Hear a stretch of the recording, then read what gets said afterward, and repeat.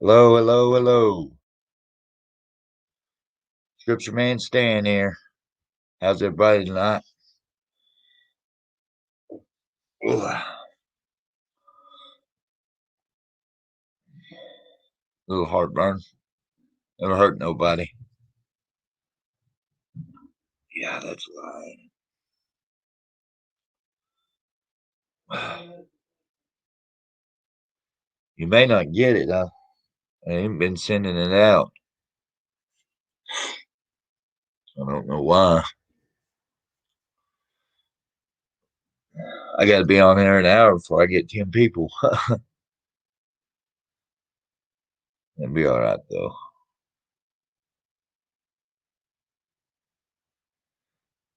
And 101 and Hawk both went out tonight, so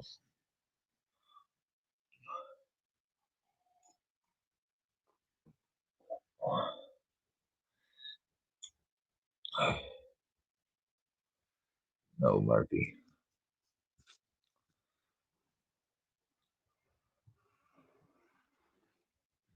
No.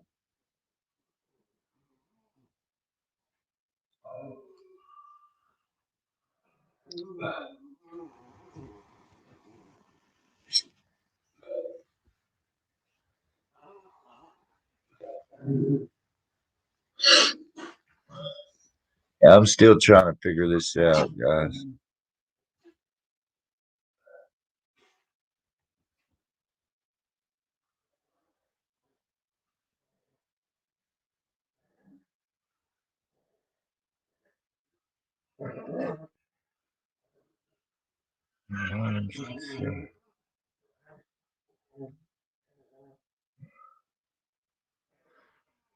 I got all your files on here. None of mine. Don't need that. Hey, baby. Our dogs are going crazy.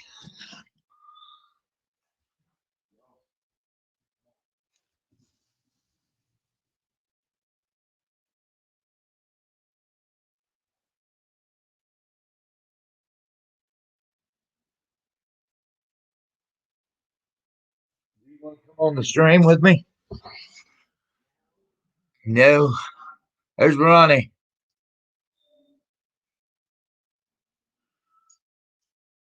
What are you doing, Ronnie Braun?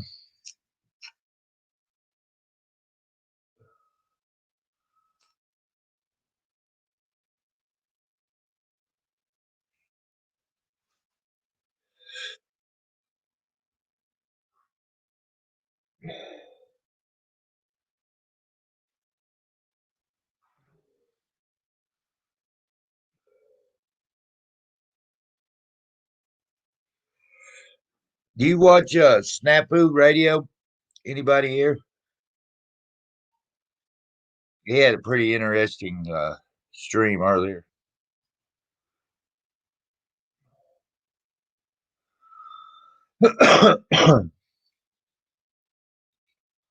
He was asking about the moon landing. If people thought it was real or fake, or they said, "Oh, there's disabled. Hey, disabled. We're going to talk about everything and anything, I believe.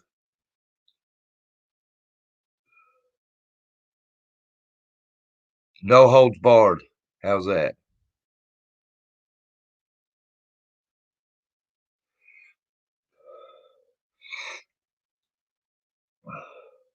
There's Bigfoot. This is America. We got the freedom of speech here, right? I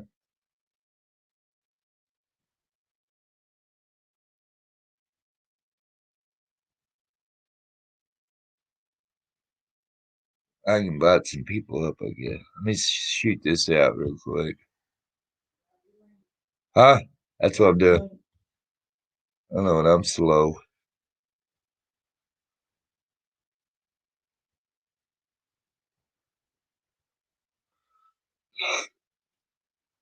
There's a link if anybody wants to jump up here.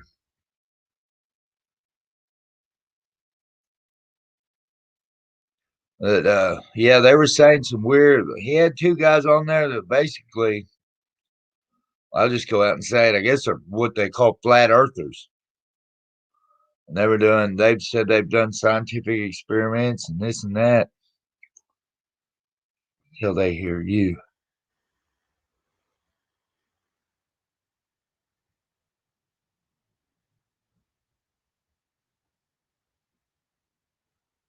What's that mean, Jeff? You can say anything you want on here, buddy. We get kicked off, we'll get kicked off together. How's that? I ain't trying to get kicked off, you know what I mean? But I ain't a very good tiptoe dancer either. So I gotta do the best I can.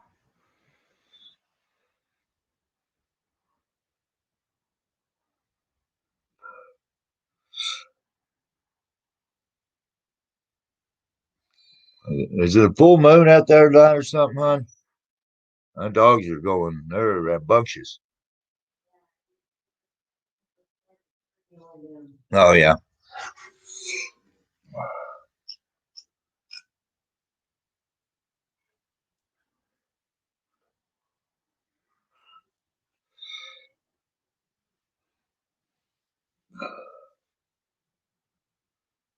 Yeah, my wife, she got some more jars today. So them are big finds for us.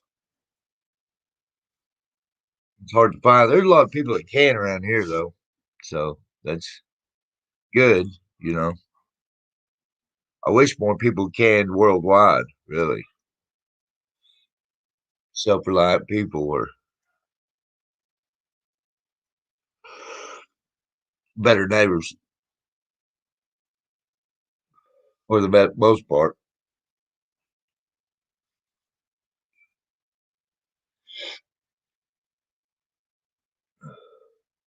So I live in a little town that, well, there's probably 500 people here in this town, if that. So everybody pretty much knows everybody. That's good in a lot of ways, but it's bad in a lot of ways too. So,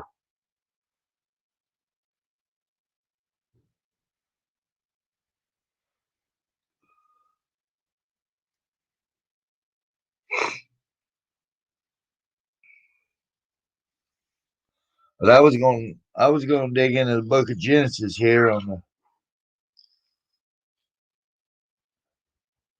creation part. I tell you, the part that's always got me was,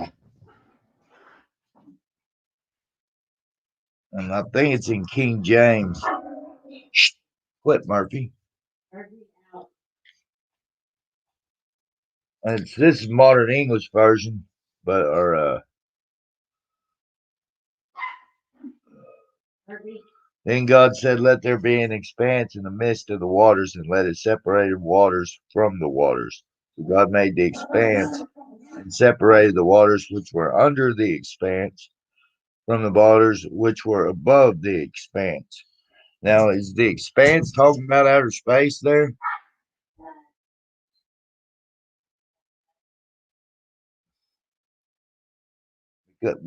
Because I think in King James version, which my wife's got in there, it says on. Can you look up Genesis 1:6 and see what King James says on that?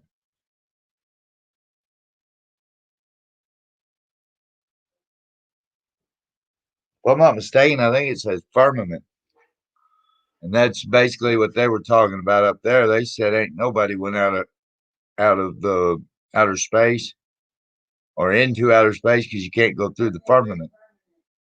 Yeah. So mine says expanse, and King James it says firmament. And I've looked into the word firmament, and firmament means something firm. It means like what they call the glass ceiling. And everybody's wanting to bust out the glass ceiling. You know, I don't know. Did my cat freeze up? So I just kind of wondering. These guys, they was like studying water. Water's always level. Um, I didn't hear all of it, but it was some eye-opening stuff. We especially right now, it's hard to believe anything that people are saying anymore. So it's just best to do your own homework on anything. Which I used to hate homework, but very helpful to do, especially in these times.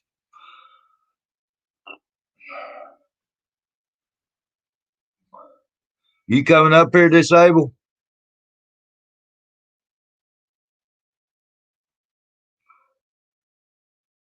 I know how long it can take to get a computer going though. Sometimes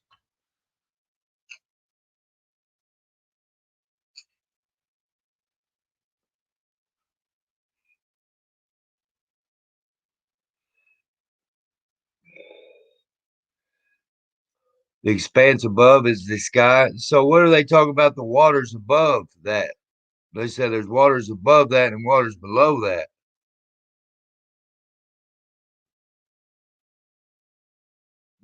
No, I mean that's the part. I understand the spy or outer space, but they're telling us as soon as you get out of our atmosphere, it's outer space. It ain't waters.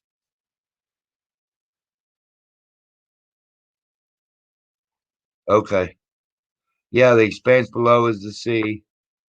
The expanse above is the sky. Is the so they're saying there you are.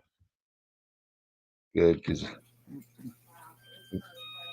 how's it going, Bigfoot? How's it going, brother?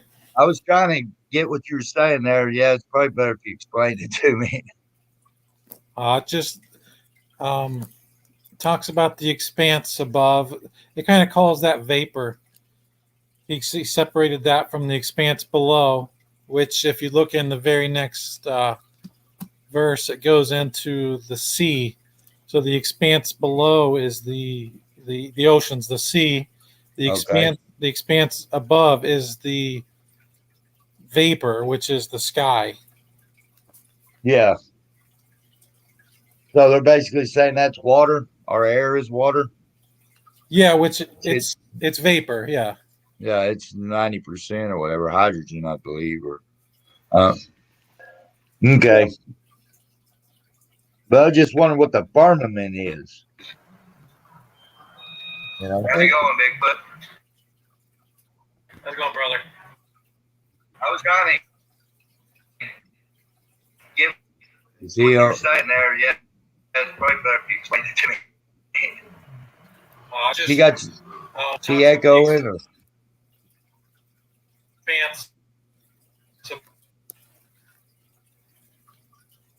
above. Kind of calls that vapor. He separated that from the expanse below, which, if you look in the very next verse, it goes to sea. So the expanse below is the oceans, the sea. The expanse above is the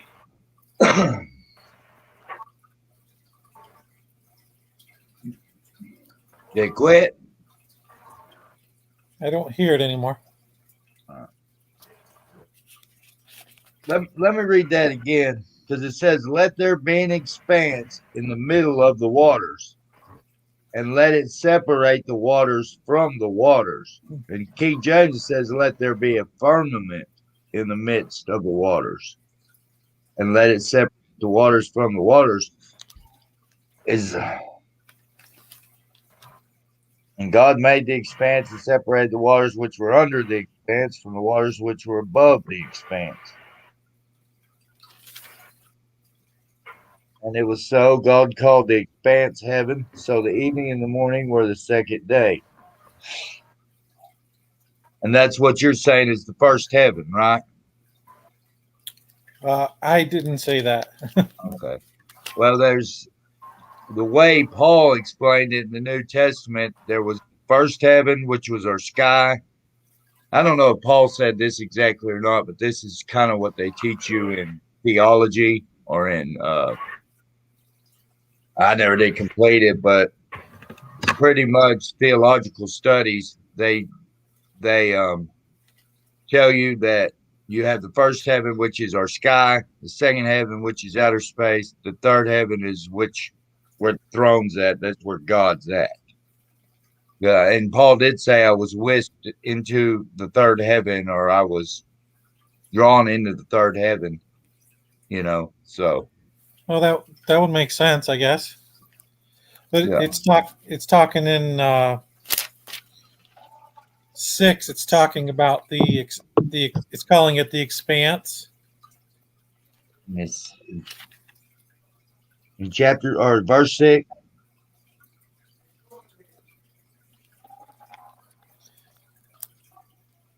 That's what I was asking. It was outer space because that's what it sounds like to me, the expanse. But then you'd have to have waters beyond that, wouldn't you? Or isn't that what it's saying?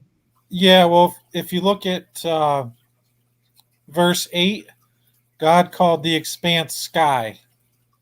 That's the vapor that was above.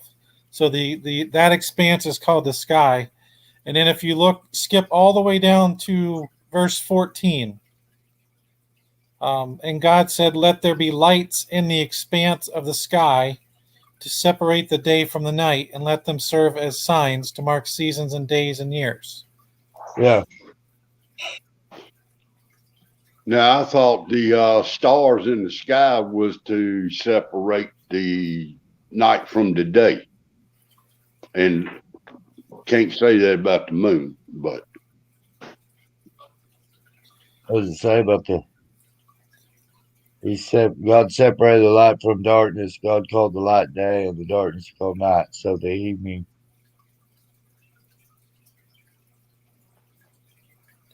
Yeah. It says God, the light and the day were made before the moon, the stars, or the sun. Yep. Yeah. It said God made two great lights, the greater light to govern the day and the lesser light to govern the night. He also made the stars. God set them in the expanse of the sky to give light on the earth. Yeah.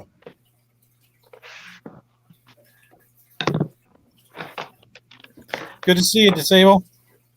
Well, thank you, sir. It's been nice to see you again. You too, brother. It's nice to talk with you. Always, always. You sound like me. Yeah. Well, I was watching a show and they was talking about these two guys and they was from Scotland. Have you ever seen Snafu Radio? No? No, never heard of it. They kind of like do eye-opening stuff, I guess. And he was talking about like doing level tests on what they say. He says we're not on a globe, we're on a flat plane. He says you could study water and find out that you're not on a globe. He says, where do you find sea level on a ball? How would you put a level on a ball and get sea level? I have no idea. Run that one by me again. How do you get sea level on a ball? Well, I guess you're just measuring. I mean, every sphere has a center, so certain points are higher or farther or closer to that center point. So if it's, I don't know how they measure it, but yeah, they say algorithms is how they say they do it, but they say, I mean, you can't really. And they also I've heard this point too. Okay, if we're on a spinning ball flying through outer space at 1,000 miles, it's turning 1,000 miles, and it's supposed to be like 24,000 miles in circumference. That's why it takes 24 hours to do a complete revolution. Then you're going through the Milky Way at 60,000 miles. The Milky Way is traveling through the universe at 600,000 miles an hour. And we have a star that stays right over Polaris, and it's called Polaris. It stays over the North Pole at all times, and it has since we've been able to study time. How is this possible? It's child's play for God, brother. Yeah.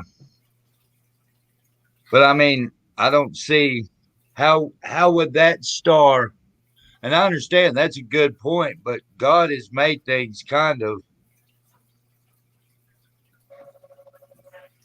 I just don't see how every other star in the universe moves. Even the sun and the moon move, but this one star does not. Which one? Polaris. Polaris.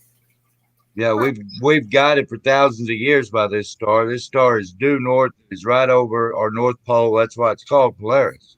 Is it maybe the Yeah. morning star where somebody Is it possible that seeing as how it don't move the North Star, but once we get into outer space, that it does move?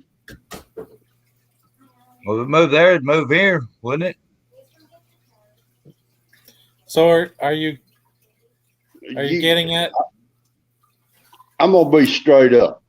This is a level that's slap over my head. That's fine. I just want to know what people's opinions are on it. You know, me, it don't matter, but when somebody throws something at me, it's got to register up here to me. You know what I mean? There has to be, I mean, especially if you're a scientist, there has to be scientific explanation. If that's what you're saying, and they do this a lot in the Bible. That's how they try to disprove the Bible, is say, well, you know, this is the way they said it, but they didn't know this back then, and they knew more about the stars back then than we do now, I believe. You know, they built everything according to them. Even the pyramids are in certain constellations. Yeah, but the pyramids has moved 4 degrees off since they built it. But I look at it like this: that's over what, 2,000 years ago. Stuff's going to move. Yeah, and that's what amazes me about the But North now- Star. It hasn't moved at all. It stayed due north our whole since civilization's begun, as far back as I can tell. I'll tell you what brought this up, Bigfoot, was that map we was looking at on 101s of Atlantis. And Yeah. the Four Rivers going in. I don't know if you've seen that. Four Rivers going in, and they had the city with the walls. Well, that is an ancient map of a flat Earth, the way they thought it used to be, and that was basically at the North Pole, where them rivers are. Well, don't you think the whole flat Earth theory is debunked by pictures from space? No, you can't trust anything them people show you. Earth is round. Yeah, I ain't saying it ain't round. I just saying it ain't globe. It can't be round and flat at the same time. Why can't it? How can something be round and flat? Like a plate, or you know. But that means people in ships would fall off. Not if there's an ice wall going all the way around it, holding all the water in. Then how we can would have you- found that.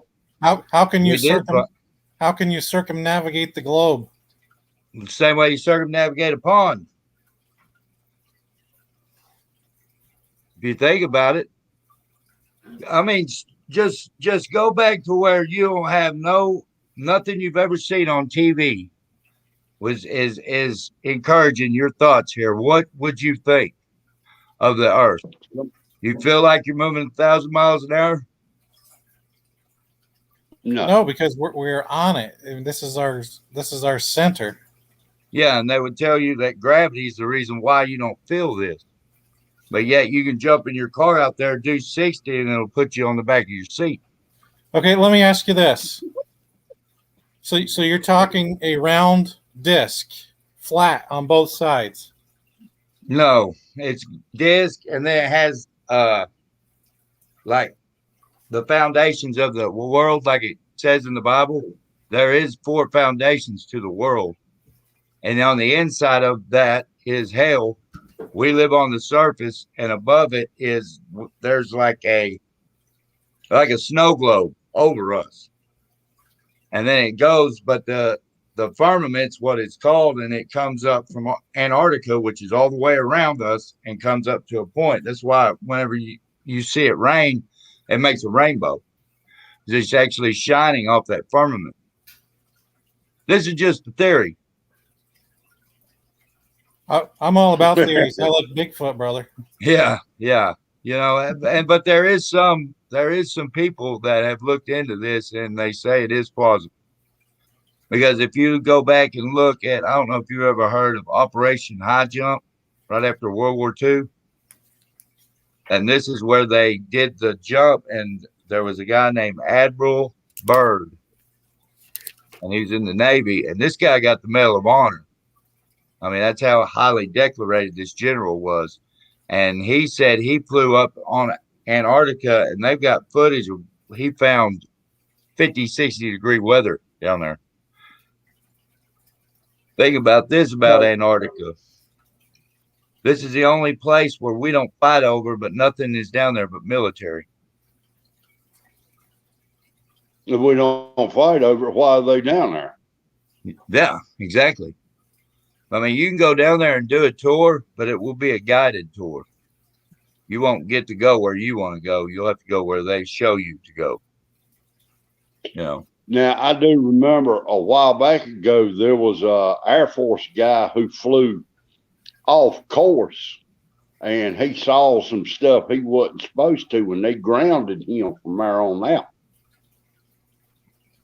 Yeah, I think they may even took this guy's Medal of Honor from him. Or they just disproved him and said he was going crazy or something, but he actually made a trip to the North Pole and the South Pole. But he said there ain't really no South Pole. Really? Yeah. It's like the North Pole's the center of the world, and then like you're on a lake, and then everything spreads out from the North Pole, and it's like a UN map. Have you ever seen a United Nations map? No, I ain't. Yeah, it's like the top of the globe, but it's spread out wide. Okay. Yeah. Then I lied. And I have seen one. Yeah. And that's basically what they're saying was that the only thing the ice is doing is because actually the sun and the moon don't reach far enough to each pole to warm it up. So it keeps an ice wall up there, and that's what keeps our waters in, our oceans. You know, Keeps them in from where? on the edge of the world or whatever. I don't know. What they're saying is we can't get out of it. Only way out of it is to die. That's the only way you're getting out of the firmament, unless you're a spiritual being. You know what I mean? Maybe Bigfoot can do it. I don't know. No. But you know, this is their theory. I know that's a little deep there, but I have done scientific studies on like the moon and the sun, and this is just stuff anybody can do. It's like they tell you that the moon is a reflection of the sun, correct? The sun reflects off the moon, and then the moon's light comes down here. That would still be sunlight, correct? Well, I would assume some of that light is from the earth. But once again, that's still from the sun, yeah. Yeah. Well, you can take, and anybody can do this. Don't just take my word for it. You can take a thermometer, something that tells the temperature.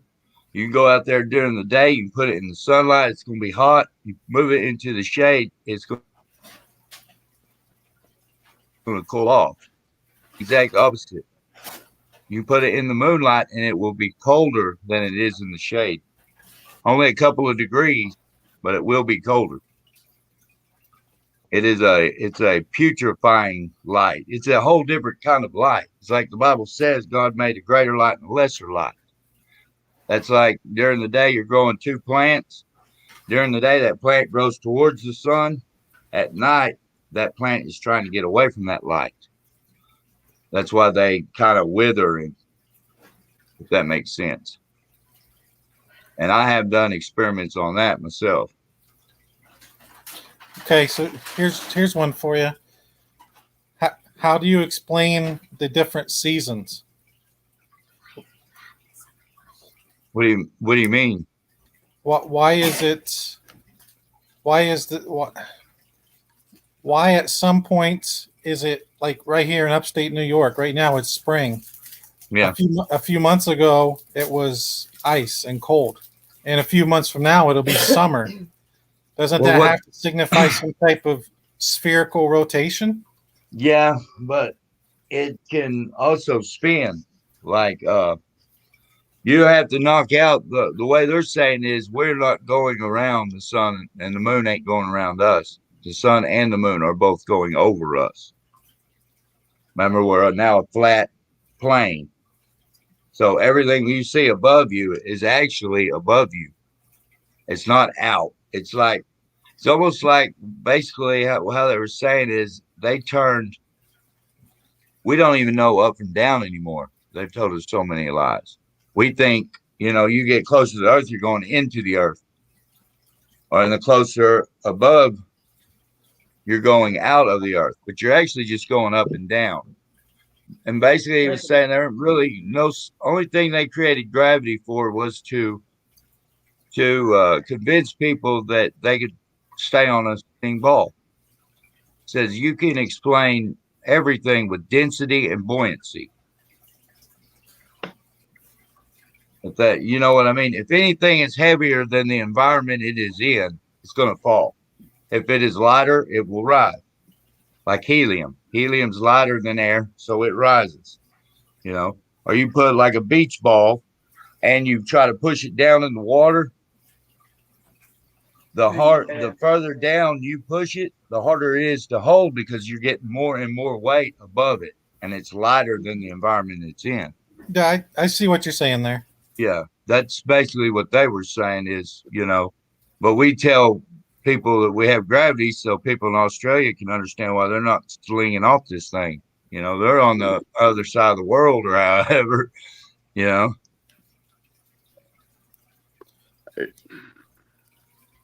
But let me make a chart and I'd have to, that'd be the best way. Huh? Yeah, I will explain that to you, how they say there's seasons and there's also, how they put it. They say the sun goes around us and it starts out real fast, but then it slows down. And then the moon is steady. That's why you get one moon per month. It doesn't ever pick up speed and it never ever slow down. And that's where we get the story of the tortoise and the hare. The hare is like the sun. He speeds up real fast and then he kind of wears down at the end, and the moon will catch him almost every year. He'll cross the finish line right before the sun does. Yeah, it matches up with your Hebrew calendar because like the Babylonians and them, they all went by the moon. We go by the solar now. They have ever since Constantine. Our calendar is off solar, but the actual calendar of Enoch was sun and moon together. One is like the hour hand and one is like the minute hand. And it's basically a countdown. A lot of people think clocks are counting forward in time. No, they're counting down. And basically that's what he was saying. I'm gonna get back to my Bible. Yeah. All I got to say is I'm lost. Yeah, I understand. I've done the experiments and I've looked into this a little bit, and but these are questions I think everybody should ask. Because Well, I mean, you in order to ask, it's got to be brought up. yeah, You the only one I know that has brought this up to where I can understand in a matter of speaking. yeah, And Well, we But, were all taught. I We were all mean, taught we need 4-year degree or 8-year degree to understand all this stuff, and I don't think so. You know what I mean? I think we're capable of learning this stuff. It's just, you know, they want to say the experts know. They just trust the experts on all this, and you know, anybody can take me up to outer space. I'd give it a shot, and they can prove me wrong in a heartbeat. But you're not going to do it over TV screen. What No, what no. about what about if you go out at night with a telescope and you watch the moon? Yeah. So you can see different. You never see the same exact picture of the moon. Sometimes you see this. Sometimes you see it rotated a little bit and see another angle. Sometimes you see it rotated a little bit different. You never. I don't know how. I don't know how that cannot be a ball. I don't know if it's a ball or not. I ain't saying like the sun and the moon and all the stars could be balls, you know, but I don't think what we're on is a ball. You know what I mean? It's kind of like Bigfoot is kind of like basketball. And a lot of people think it's the way. They're thinking, well, the basketball's round and the hoops are round. So that means the court's got to be round. And it don't. You know what I mean? If that makes any sense. We kind of get trapped in that kind of thinking, you know. And I'm not saying it ain't globe. Jury's still out for me. But I think it's something worth looking into because it does talk about it in the Bible. You know, and we may never know. But I know if we're giving billions of dollars to people to go up there and look around in a place and they never even went, that's kind of, you know what I mean? They can't even make it there. They're just taking our money at this point. Yeah. And let me show you one other thing here that kind of proves my point. We'll go to the book of Joshua. And you probably heard of this story, Bigfoot. And this is from the Bible. And it has a bunch of verses. It's in Joshua 10. Where it did teach this.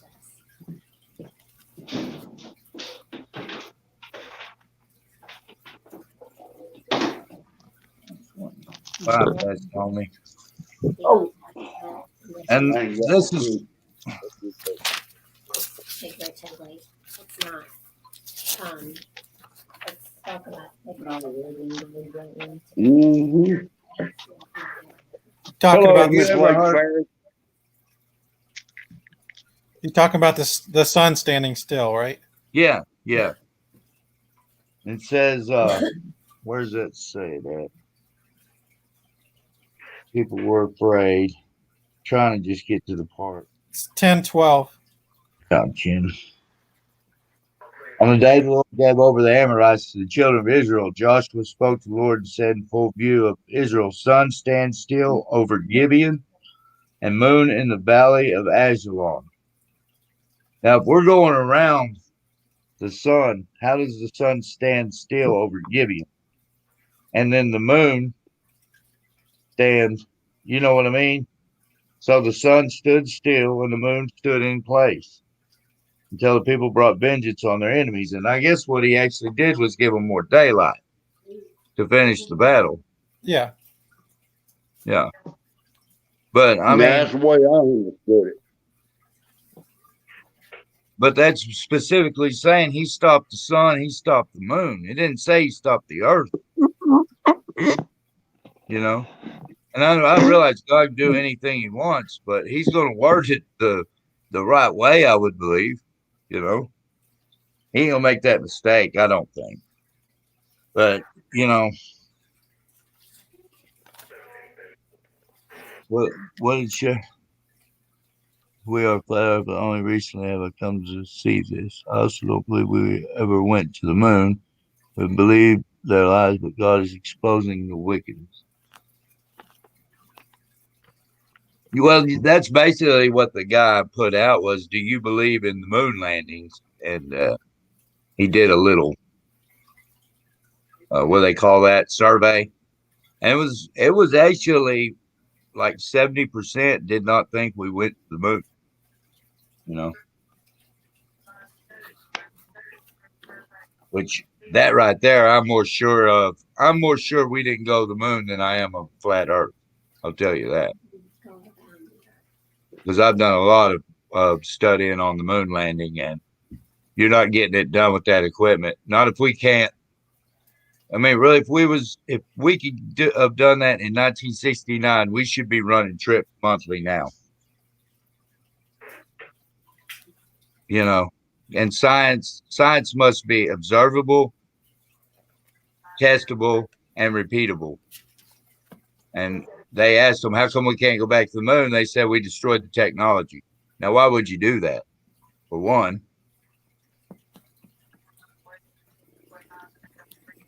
I can't see them destroying the technology of us going to the moon when we got spacecraft going to Mars and going to the edge of the universe.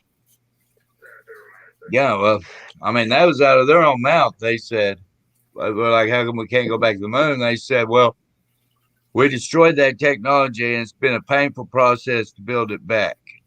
And that was their excuse, you know. But you're going to be on the moon, you're going right by the moon, but you can't make it. I mean, and I understand Yeah. putting men up there is a whole different ball game, but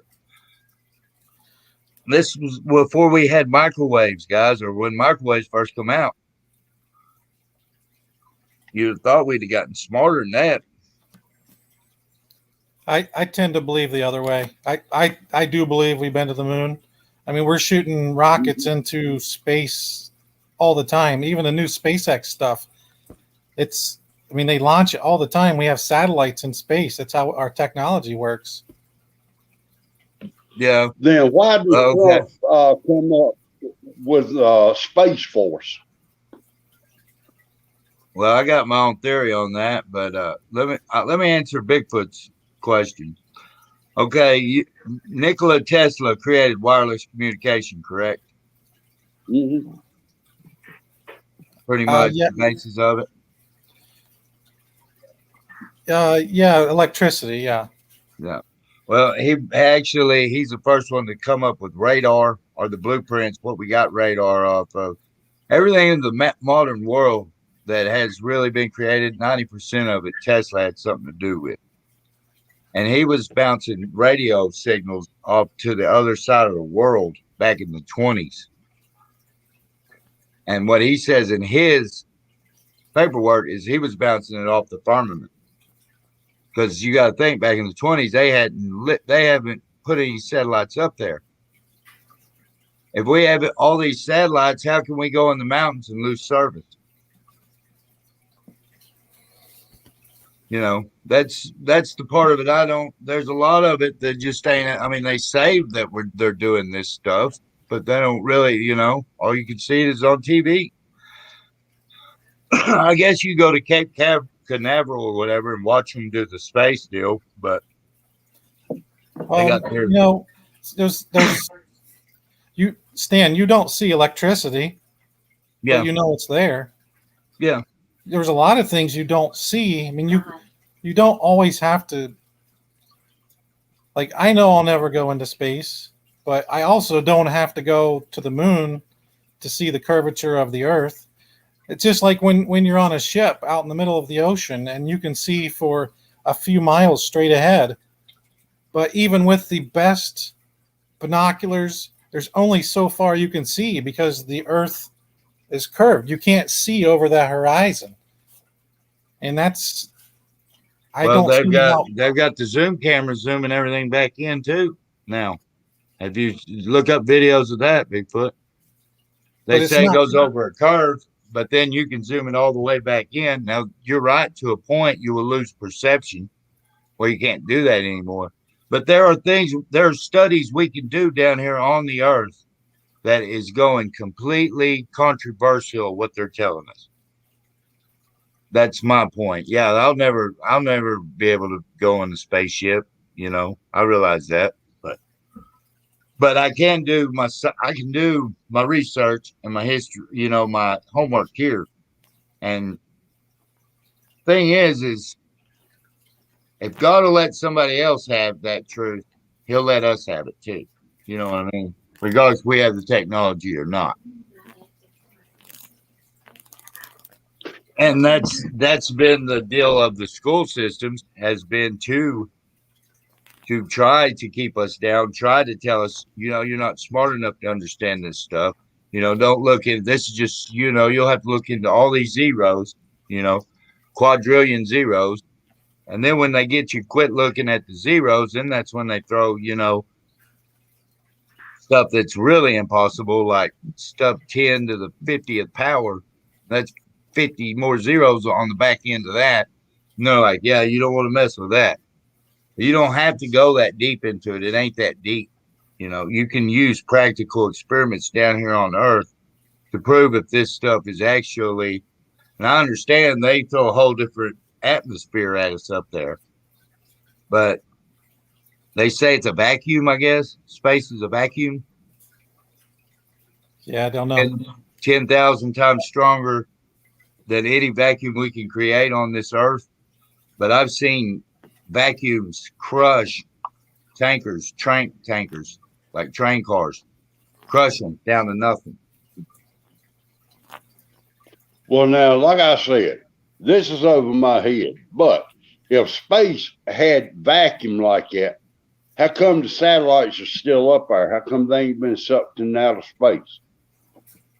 Well, I guess they say because our gravity holds them, and then they get into an orbit. I mean, this is what they say, and then you have the vacuum pushing it. How come our atmosphere ain't been sucked out? Well, I want to know if this vacuum's this powerful. Right. But you can go into a lot of places with this, and that's kind of what I just wanted to put some food for thought out there tonight, guys. I mean, because we have gotten a lot of information, and it's getting to the point now you can't, I'm going back into the 50s and 60s and trying to figure out what they were telling them back then. I ain't that old, This was happening way long before I ever got around. But that's what they were saying is like Antarctica. That's where Hitler went back after World War II. They got a piece of it or something. And they was trying to do military experiments down there, or they maybe made an underground base. I don't know. And then ever since that, we've all just come to this little peaceful agreement about it. And now we have all this military on it, but nobody wants to fight. I don't know. I've never seen that in history. All land has been fought over besides that at one time or another. I mean, I can sit here and I can make up arguments and everything, but I'd be getting off the subject, No, it's like, good questions. well, why do we pay taxes on land? Wait a minute. Y'all go ahead. I got to get this worded right in my mind so it'll come out my mouth right. We pay taxes on everything. But yet, the government, they really don't own the land. Nobody owns the land. So why do we give them taxes for something nobody really owns? I mean, like I said, I can sit here and I can make a bunch of arguments, but it would go off course of what you saying. Well, and yeah, right I understand that. We can go that way. I don't understand why they tax us for stuff that we have already bought.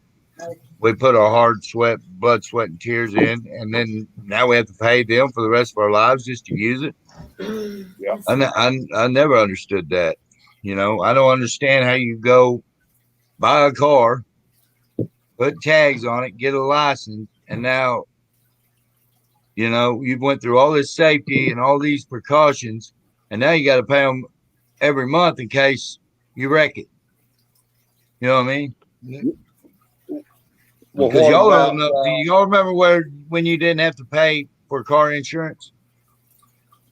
I don't know. Huh?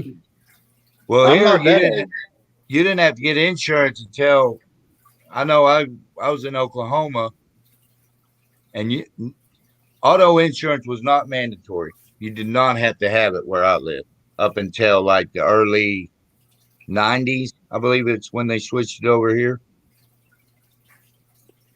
I know, and I don't see that. I remember hearing my daddy say, when he was coming up, he didn't have to have license or insurance on the vehicle, but Yeah. it was something like I want You to had to say have a the license 40. and tags. You didn't Yeah, have to have right. insurance. They wanted That you I to have remember. liability. What I'm saying is they could not pull you over and give you a no insurance ticket Right. like they can now. They can Yeah. take your license over it now. Now, we can sit and argue if that's good or bad, but the point is there was a time where it was not mandatory you buy insurance. And that has slowly crept up into now the health insurance, life insurance, you're paying just to breathe, pretty much. And it's hard That's to next. work. Yeah. But they just ain't figured out how. Yeah. But, I live out here in the West. We're a little bit further behind on y'all on technology. So I'm sure y'all probably got things 10, 20 years before we ever did out here. I remember, like, if you go to Texas, right, do y'all have inspection stickers where y'all live? They done away with ours. That they did away with ours too. But now they don't have to. The reason they did it here is so they can pull you over and do a roadside inspection at any time they want to. Just like, you're right. But if you have an inspection sticker that you can say, no, I have an inspection sticker, you can't search the vehicle. It's already been inspected. Well, now the way ours get inspected is before you get tags for your vehicle, it has to be inspected, and it runs through DMV right there. So when they call it in, they say it's being inspected. Okay. Yeah, that's the initial inspection, I guess. Yeah. That's all we got to do is the initial one, and then after. But used to, you had to get an inspection sticker every year, or I believe it was every year. And that covered you for that year. But think about tags though. How come you can't just get a tag and be done with it? Why do you got to get one every year? Other than they just want to make more money. Exactly. It's a money racket. I don't care how you look at it. It boils down to the government getting more money to line their pockets. Yeah. But then you can get a tag and be done with it. You get one tag for your, just run with that for the rest of your life, and I think you'd be all right. Used to. Yeah. Well, I say it's always been every year you got one since I've been alive. I didn't know that so used to you could just buy one and be done with it. Yeah. Now they have passed a law. I'm thinking it's either every 5 years or every 7 years, you have to buy a new tag. Well, yeah, I don't know. See, that's what I mean. They throw so many laws at us, and they just overwhelm you with information, and 90% of it ain't right. You know what I mean? So if you want to find the 10% truth, you got to dig through the 90% of the BS. Wow. Yeah. And it is a lot of work, and it sucks. They should do that for us. We shouldn't have to dig through their crap to get what's good out of it. You're right. You're right. Yeah. I want to jump backwards. You hit a rewind here. Last night, when they showed that map, how old does the scientists say this Earth is? What, about 190 million years old, something like that? I think it depends on the scientist disabled. I don't know. Okay. When was I don't know Adam what and they Eve agreed put on this earth? Huh? When was Adam and Eve supposed to have been on this earth? See, there's debate there in itself. You can count back from, I believe, where Genesis starts counting would be when Adam was thrown out of the garden. From there on till now, I think we can account for that. Well, how long Okay. they was in the garden, I don't think you can account for it because that was, you know, All right. everworld or whatever. I reckon what I'm fixing to get to is they say before the climate change and everything that the South Pole was warm, it was tropical, and like that. But that map that was showed last night, that makes me think of that's where the Garden of Eden was, right there, because the way that the continents was surrounding the South Pole. Yeah. Let's see, I've seen a map there where the North Pole's the center of it. And then I've seen a map where Jerusalem's the center of it. I think there's a map where Africa's the center. I mean, that's the crazy thing about maps is you can draw them about any way you want to.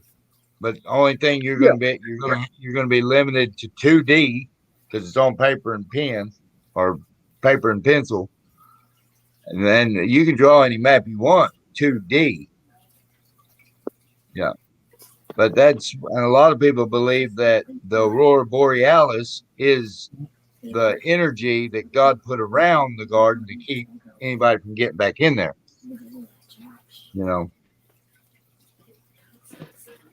It's a powerful magnetic force that, we're told that the sun's coming over and that's what creates it. But actually, what they're saying is this is the power that, like, I don't know, I'd have to read it. It talks about whenever they were cast out of the garden and the cherubim that guard the garden, and Okay, maybe I there's have heard that. a force that goes around it, but I haven't looked into that too much.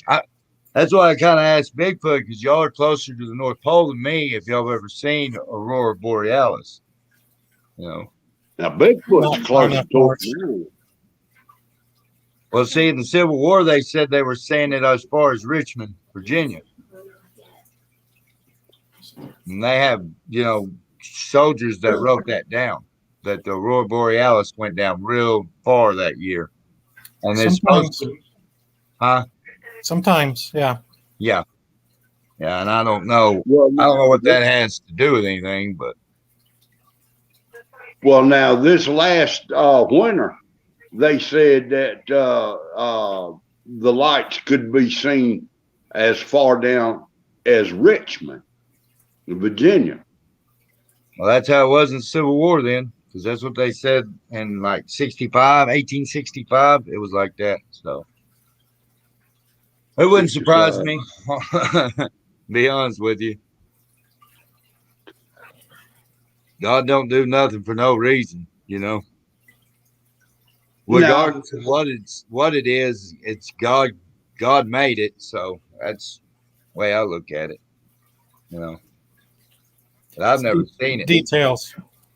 Yeah, I've never seen it with my own eyes. It's one thing I always wanted to go to Alaska and see was the Aurora Borealis. The way I look at it is when we die and finally get to heaven, everything will be answered. Yeah, no doubt about it. Thing is, the only reason I brought it up is because my kids, and if they've been ripping us off for millions and billions of dollars all these years, I don't want them to do it to my kids, But they may not be. They may be telling us the truth on this, but I always think that everything's worth a look, It's always good to have the discussion. Yeah. Lake Fairy was saying. I have a joke. She has a joke actually. All right. She said if the Earth is flat, then the cats would knock everything off the edge. You know, cats always knock stuff off the Yeah. tables and stuff. Yeah, that's right. Yeah, and I think they do. Yeah. Yeah, I know my dogs do for sure. They were going crazy tonight. Yeah, I don't know if it's flat or if it ain't, but It does speak about that in Hebrews and the Old Testament, and we did a whole study on it in church a long, long time ago. And as the Bible goes on, when you keep reading and searching through it, yeah, you will see where they found out that it is what it is. I'll just say that. You'll find it. yeah, Yeah. I think the main thing is when It's cool researching it though. you're having these discussions, you know, some people get so it's my way or the highway, and you're wrong. And it, you know what? Just take in other people's opinions. You know, you might not agree with my opinion. I might not agree with yours, but there's always that one little nugget you can grab and take, and, That's right. and you kind of use it. So people just gotta be respectful and stuff. Like Right. I personally, I'm a round earther. I'm a Well, who really knows? Really, but that's just me. it could be Yeah. it could be a square for all we know. It's not a square. I know that. I'm just saying we could all be right. We all could be Yeah. wrong. yeah. I don't know. I just thought it was kind of weird. Well, I thought it was weird that they had put that on there today, and these guys here that was on I it know were where making it's coming from.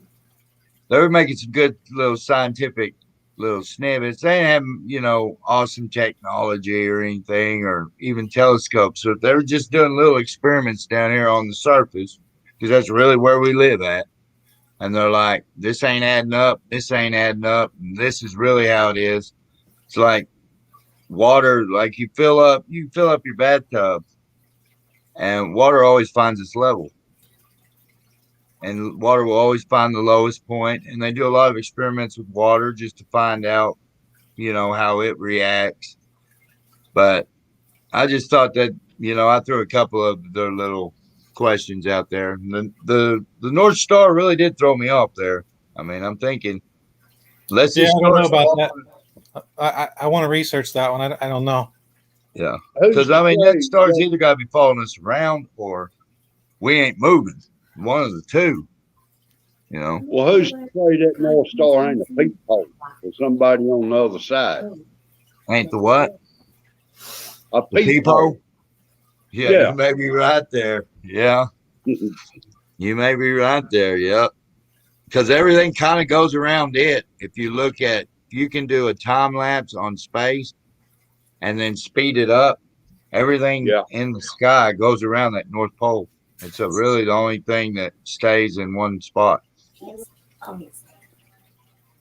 So would it be safe to say that everything revolves around that point in space? That's the way it looks like, just from the naked eye. I mean, that's the way it looks like to me. But you know, that's what I'm trying to figure out. You know, and I ain't gonna kill myself trying to figure it out. But it's just something I put back there and, you know, try to find information on. Because really, if people are telling you the truth, it'll pan out in the long run. You know what I mean? Well, I don't have much of a mind, but what you throwed out there now has really messed up what little mind I do have. What do you mean? I mean, I'm gonna be thinking about this for a while now. You done put a seed in my head that I've never heard. And think about it. You go up to somebody and say what you just said, they're gonna look at you and say one or two things. You either done lost it or what type of dope are you on? Yeah. I've heard both. Yeah. Yeah, we're past that. We got to be past that. If you're going to be looking for the truth, there's people out there that's going to think you're crazy. I mean, there ain't nothing we can do about that. But I think people are crazy if they're just going to sit there and take everybody's word for everything. Because, you know. Well, Yeah, a lot of times in that situation, that kind of stops an argument. Yeah, That's true. One cool thing I like, when the Bible says that God will cast our sins as far as the east is from the west. Yeah. You notice he didn't say the north is from the south, because well, if the earth is round and you start heading east, you can always keep heading east, always, Yeah. and keep traveling in circles. But so you can technically never catch the west, because you can always travel east. But if you head north, you hit the top of the globe and you crest, and now you're heading south. He didn't say, I'm going to cast your sins as far as the north is from the south. He said, I'm going to cast it as far as the east is from the west. So he throws it so far away that it can never, That's you true. can never catch back up with it. Yeah. That is true. North and south. And if you notice that, all of our plane movement is always east to west, west to east. We never fly over the poles, which they say it's bad weather. I mean, I guess that's good an explanation as any. But well, it sure would change some miles. Going from Moscow to Washington D.C. if you could just boom fly right over the pole there. All right. If that's true, then I have heard when they get ready to launch missiles and everything, they'll go over to the North Pole because that's the shortest way. If there's storms and everything up there, who's to say the missiles won't get lost? I mean, let me rephrase that: get blowed off course. Yeah, I don't know. I mean, but you Hopefully would it never think, comes to that. yeah. You would think, though, if these things can handle outer space, that a winter storm would mess with them. Yeah. That's my point on it. Well, but I understand winter storms are. We don't deal with much winter down here, so I don't know. But I know they do have electricity inside of them. Well, every storm does. But Yeah. and that's like the main problem that they always have. All the space programs it's always an electrical problem, or they've hit a electromagnetic field, or it's always, you know what I mean. That's always what seems to cause problems for them. So Exactly. Okay, I got one more thing for you to look at, Stan. Okay. I want you to research this. All right. Okay, and this one just came to me. Okay, you've seen at nighttime, every once in a while there'll be an eclipse that shows up on the moon where the Earth is coming between the moon and the sun. Mm-hmm. So the shape of the Earth shows up on the moon,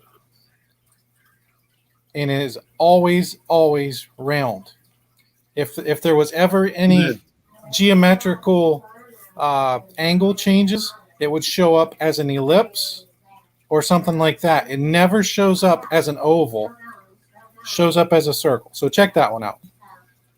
I've done a little research on that one, Bigfoot, and I don't know if I agree with it, but they say that we're on a flat plane like this. The Earth never gets in between the sun and the moon. What's the eclipse then? They're saying there's another sun up there. It's called a dark sun, a black hole sun, or I don't know if you've ever heard that song, but there's supposed to be a third celestial body. But like I said, I don't know on that. Some of it you gotta chew up the meat and spit out the bones. I don't necessarily agree with that. But then again, I've seen the sun and the moon in the sky at the same time. Now, Yeah. I don't understand that on if one's during the night, one's during the day, why they up there right beside each other. But I haven't looked really into that too much. Oh yeah, I did want to answer the seasons though. Well, I was telling you about the Aesop fable, that tortoise and the hare.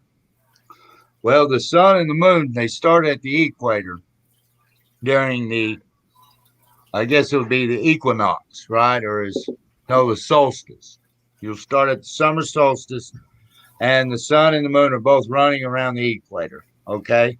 During the winter, here in the northern hemisphere, they're running to the Tropic of Capricorn.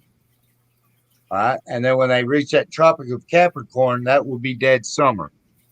Okay, now wait a minute. Yes. Wait a minute. Stop. You said, what was the first thing you said? What were they running around? They're running around the North Pole, is what they're You running said- around. You said the equator. Yes. The Right. equator, everything runs around the North Pole on the flat Earth map.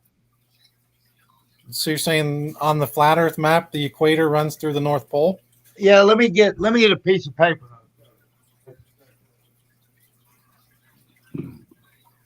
I wouldn't know how to answer that one. What I'm thinking the equator is before they run out of paper to draw it. Very well could be, brother. But No, because you figure if you have a flat surface that's facing the sun, right? Yeah. right. Why wouldn't the daylight be the same all the way on every point on that flat surface? Because everything is facing the sun, and the temperature Exactly. would be the same. I mean, you wouldn't have fluctuations like that. Nights wouldn't All be right. colder You either. see right here, this would be basically your North Pole. Now, if you start heading this away and staying perpendicular with that North Point right there, you're either going to be going east, and you would go around it, all the way around it, going east. Or if you stay perpendicular with it on your left, or right, you would go back the other way and you would be constantly going west. So the east, as far as the east is from the west, does not change. You're still doing a circle. Mhm. Okay. This middle line would be your equator. That is where the sun starts and goes back. And right here would be your Tropic of Capricorn. This outer layer would be your Tropic of Cancer. Now at that Stan, equator, sorry, go ahead. we can't see your map. Let me get it right there. All right. To your right. There you go. A little more. That middle is the Uh, North Pole. That inside line would be your Tropic of Capricorn. The middle line would be your equator, and the outside line would be the Tropic of Cancer. And then you got Okay, now the ice wall outside of that.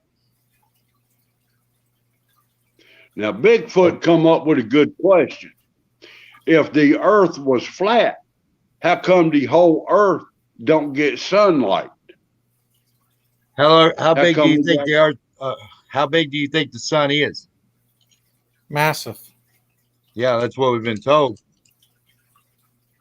Well, it's 93 million miles away, and we can still feel its heat. That's what they tell us. Is it Uh, really some- that far? At some point, you got to take a little bit of science. Well, no, not really. If you really want to do scientific, that's what I mean is this thing is 93 billion miles away, and then the moon is only 100,000 miles away, and they're perfectly lined up. These things are perfectly the same size in the sky. Exact same specs and all. Now, either science is perfect or they're the same distance from us. And I'm just saying, I can go either way. I realize that we've been taught all this stuff, but we keep an open mind and there's some people that's estimated the sun's only like 13 miles really from us in the firmament, and that is what heats the earth. And it's like a spotlight going over. And when if you've ever done spotlighting, there's only so far that light shine. Then but then it's moving around, and everybody gets some of it. And then when it moves away, you don't get no light. That's like a lot of people say, if the world is flat, if you're in New York, you should be able to see London. It has nothing to do with the curve. It has everything to do with the law of perception. There's only so far your eyes can see. Like a pendulum, or not a pendulum, but oh, what is the name of it? You can shine a light on one side of it, and then it deflect the light and come out the bottom or the top. I Well, cannot what think they're the saying name of is it. it's the sun ain't what you've been told. It's not this big, massive ball that's 93 million miles away. They're saying it's the same. It's the same distance as the moon. It's just when it shines, it only covers half the Earth. It's only that big, and it's only big enough to cover up half the Earth. Then when it gets on the other half, it'll light that one up. But it ain't that the light ain't shining. It's just our eyes do not perceive that far. You know, it's like, have you ever looked down a hallway and it goes on for a long time and it'll look like the floor will raise up, the ceiling will come down, the walls will all come to a point? That is the law of perception, and everything goes to a 0 point where you just cannot see anymore. But what if you magnify it with the telescope? You're telling me if I go out on a ship in the ocean and I've got 1,000 miles of water ahead of me, and I have a telescope that has the ability to see 1,000 miles, I'm only going to be able to see what is the horizon, like 20 miles. You're gonna need, You yeah. can't see past that because that. No, it's because of visibility. It's just like on fog. Like you wake up and you get your weather report, visibility for today. You know, think about this, Bigfoot. You live in the mountains, right? Yep. Say you get about 10, 15 miles away from that mountain. What's that mountain start doing? Getting bigger. So, It gets blurry though, right? You can't see the details just, you know, as good as you can when you get up close to it. How come the moon, if it's 100,000 miles away, we can still see every little fine detail on this thing? I don't know what you're getting at there. We just have telescopes. Well, you can see with the naked eye, Bigfoot, the detail on the moon, Some of it, yeah. you know. Or I mean, I know what, but if I can look at the mountain right here, and I got a mountain probably 10 miles away from me, and during the day, it just looks like blur. It gets blurry where I can't see, you know, all these fine. And I realize they say the moon's 10 times bigger or whatever, but still, it's 10 times further away too. You would think at some point it would get blurry, but it never does. It's always crisp, always clean, always, you know.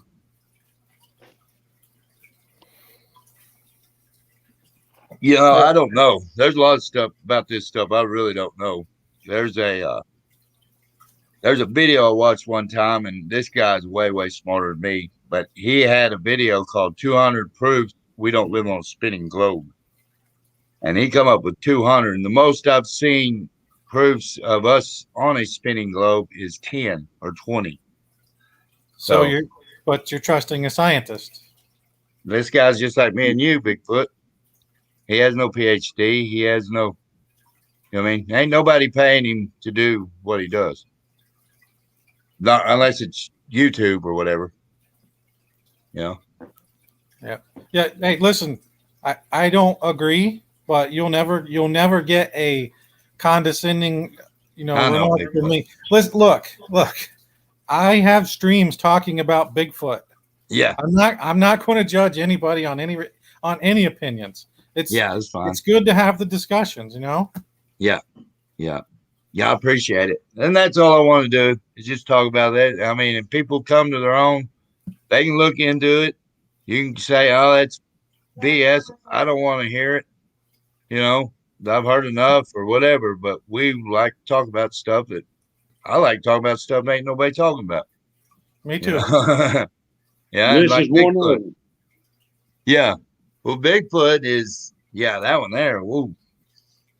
You can go into, it's just when you're looking for truth, it's almost like it's an endless search because once you discover this, you discover something else, and that brings up more questions. And, you know, that's what makes life so exciting. I think we're always learning. Yeah, it's those details keep things interesting, but most of the time they don't matter. No. No, Jesus dying for my sins is the most important thing that ever happened for me. I That's promise it. you that. And it's the most important thing that could happen to anybody. Amen. Right. You know. Amen. Still fun That's- talking about details. Yeah. Whoever made this though, and he came down here. He came down here 2,000 years ago, and he showed his face, you know, and he paid the ultimate price for each and every one of us to go wherever he's at. Now, whatever system he put here, whatever, we can debate that, but you know, that's the one thing that I'll always agree. You tell me Jesus is King of Kings and Lord of Lords, you're going to get an amen out of me. So, you know, yep. What does that say? They say that the Dead Sea is the lowest place on earth. They say God will restore the waters back to fresh water. I don't know. Who says that, Sharon? Does the Bible say that, or?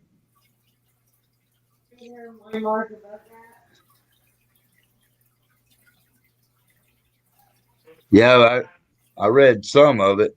The Lord, she's a Christian. Yeah.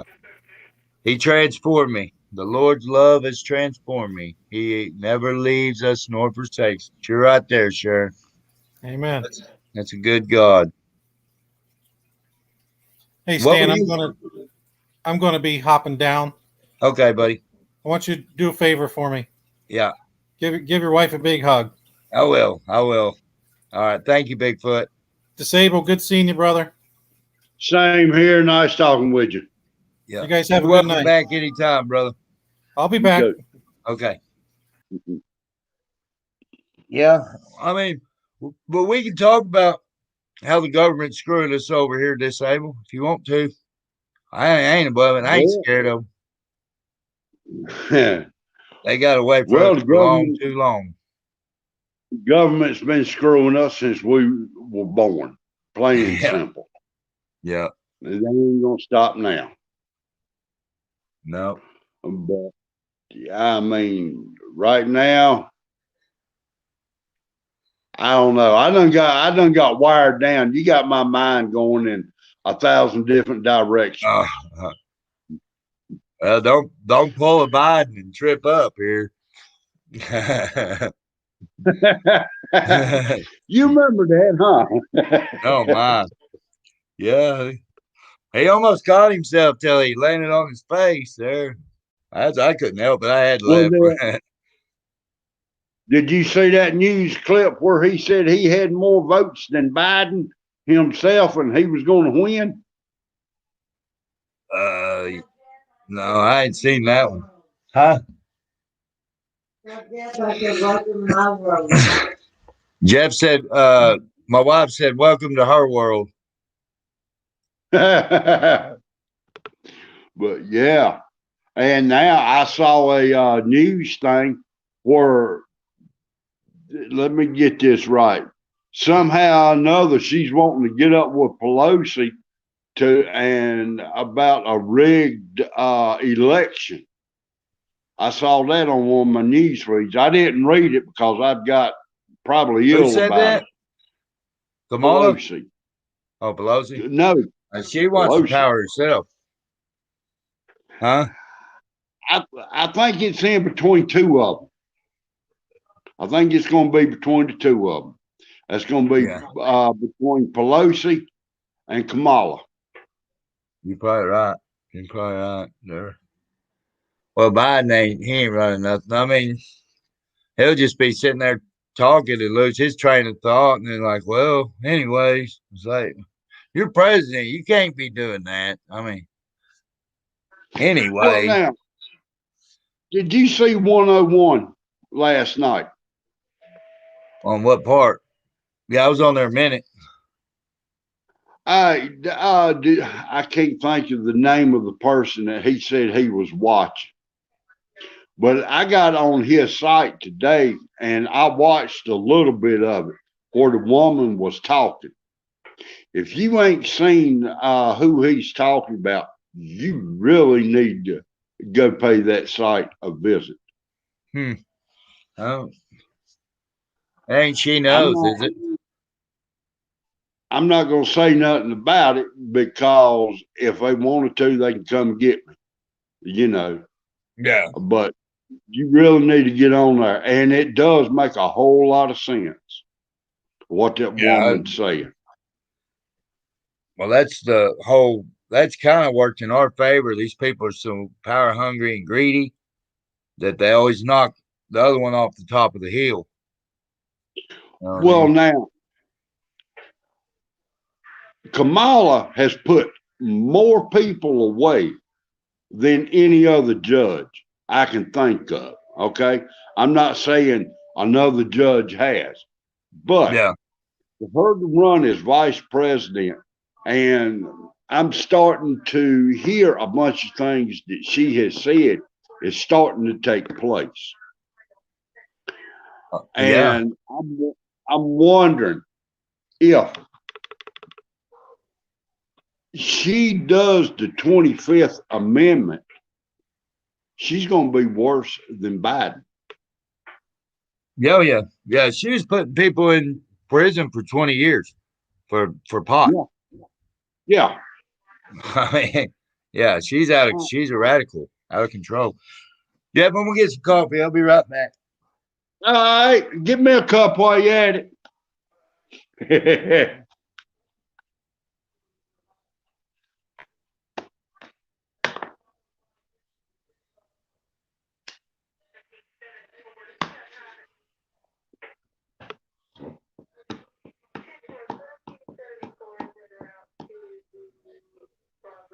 Yeah, she will be worse than Joe. I mean, she knows what she's doing. Joe don't. You right there. I mean, listen to the man talk. Yeah. Well, I say that she might have a little resistance though against what's going on. I'm hoping, you know. But She's Joe, got to know he's gone. what she's got to know what's going on to manipulate everybody. I understand why they kept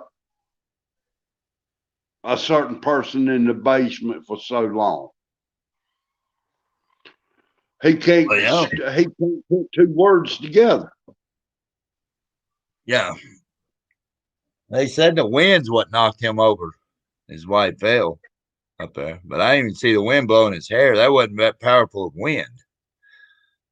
And that would have blew his coat. Yeah.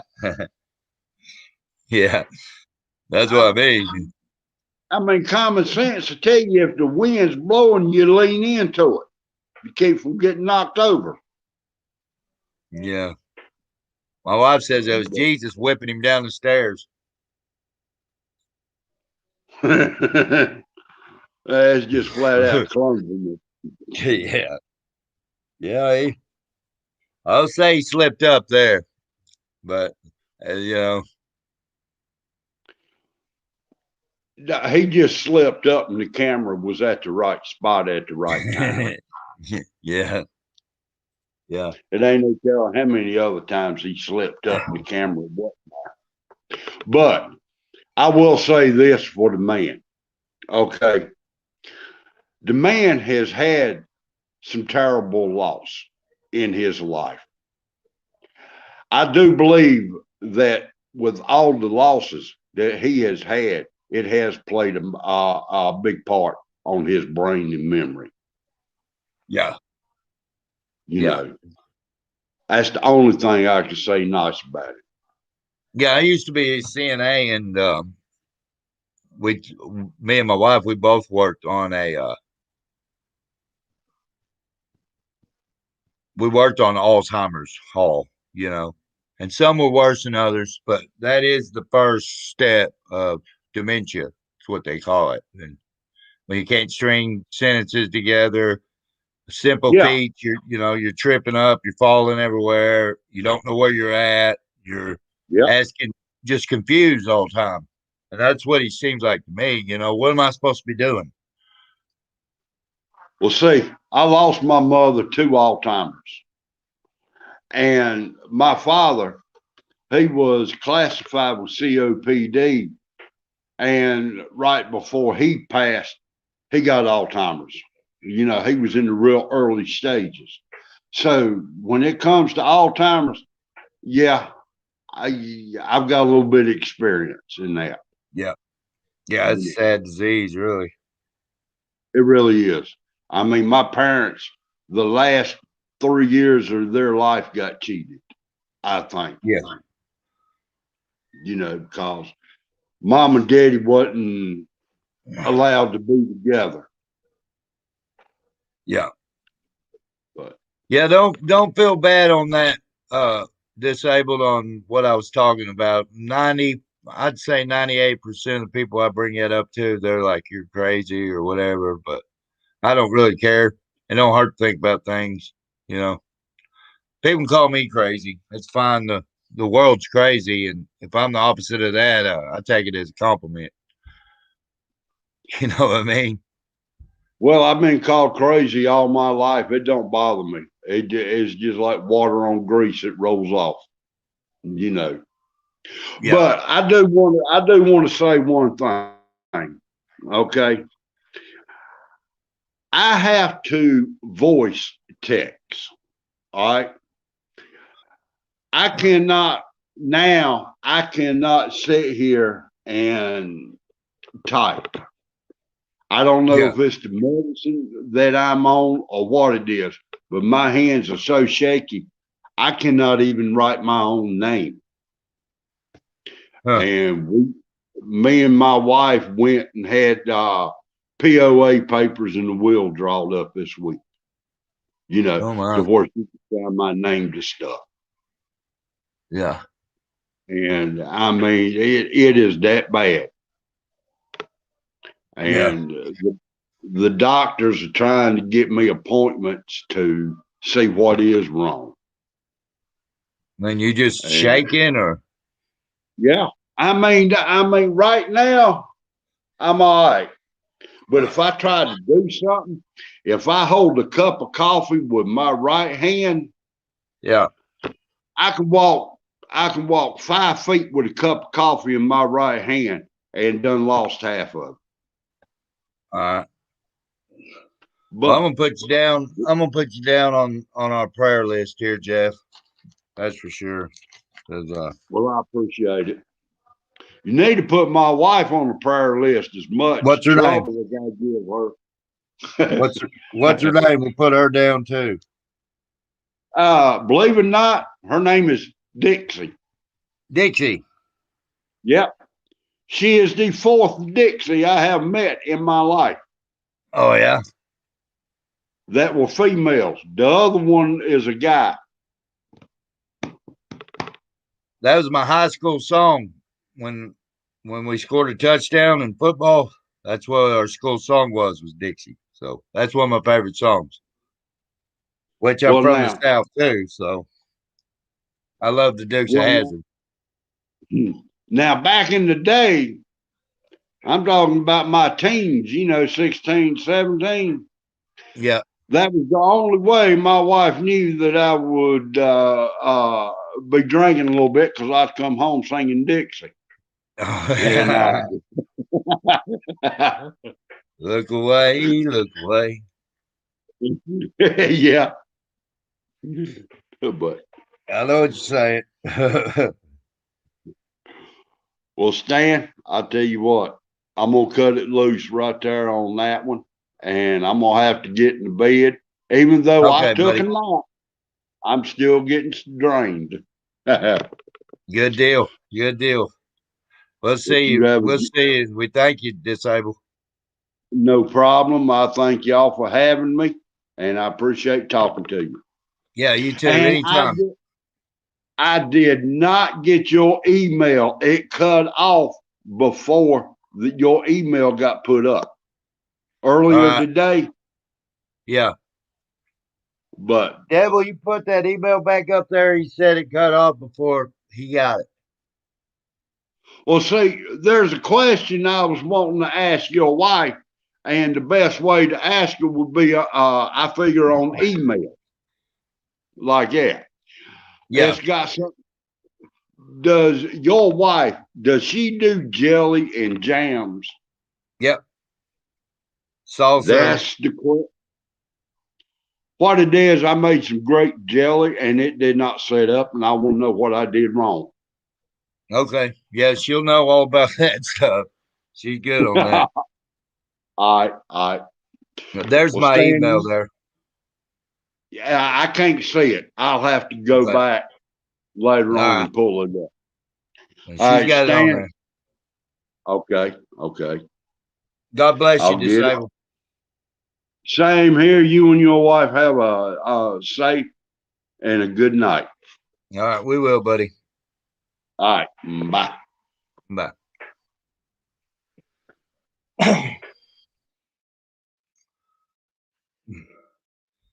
So there was some good questions anyways. If you you go to telling people this, you'll hear all kinds of questions, and I don't have the answers to all the questions that people have. I'm learning just like everybody else, but my bottom line is you're asking me, and then people ask me why this is that way. Well, I don't have the big giant telescopes, and I don't have the spaceships. I can go up there and tell you what's this and what's that. But if I did, I'd tell you the truth of what was going on up there. You'd have my promise on that. But I don't have any reason to lie to you. When you're getting people off money off people, you want to kind of keep them in your good graces. And people don't like the truth, don't want to hear it. That's like the container over there in Suez. Okay. I'm going to shoot this invite one more time if anybody else wants to get up here. And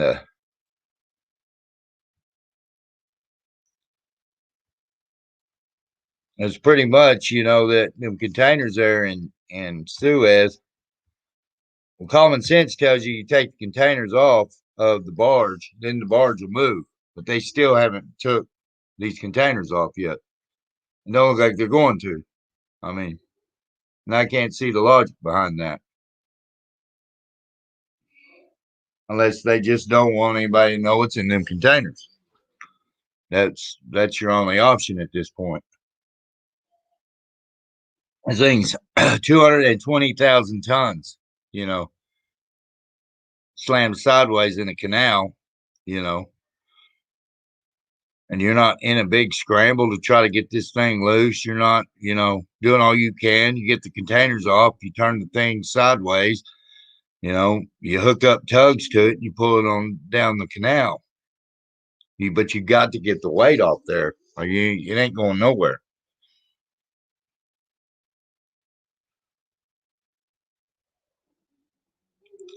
But I don't know how long it's been in there, 3 or 4 days now, and they ain't no big hurry of getting it out of there, I don't guess. The stuff like that, it don't add up, don't pass the sniff test. And people's like, well, and that's a lot of things that drove me crazy.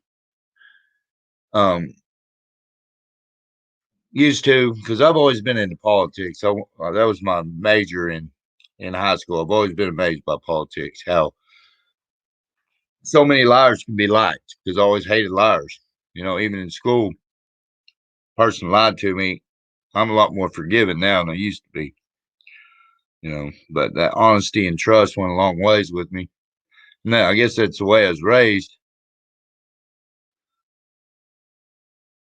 Yeah, it don't make no sense. The only reason they wouldn't want the cargo off there is they don't want you to know they don't want anybody to know what's in that cargo.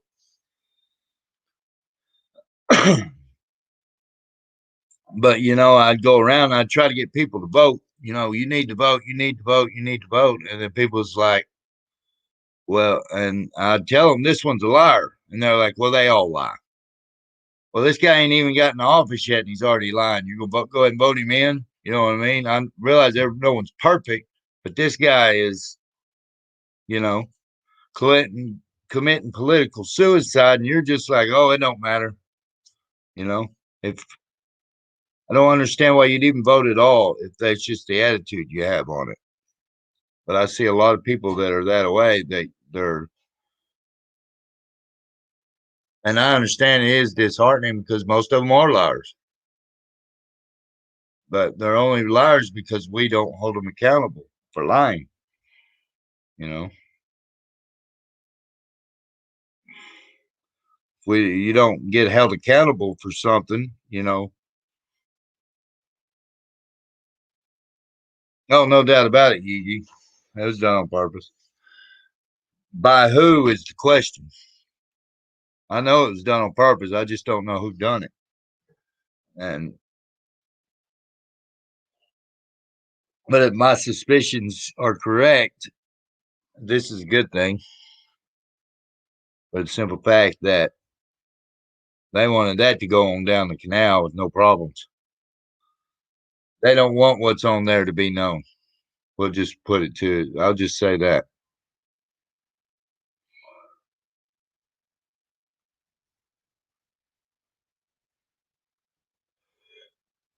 Yeah.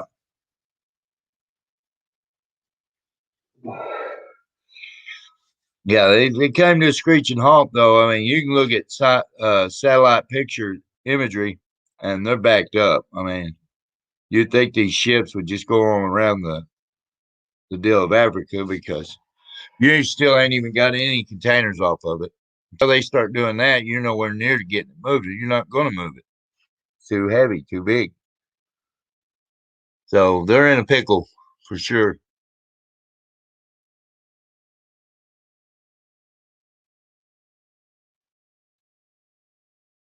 And they know it. And thing is, the troop movements around the world, though, is, and you won't see this on mainstream media, but you've got Russia moving, you've got Ukraine moving, you've got India and China at each other's throats, you've got Taiwan and China at each other's throats. I don't know if y'all seen Iran and China signed an agreement, 25-year agreement. I believe it was today. It was either today or yesterday. So that's biblical. And then you have Germany moving. When Germany goes moving ground troops, well, if you've ever studied World War I or World War II, you understand that for sure. They don't move for no reason.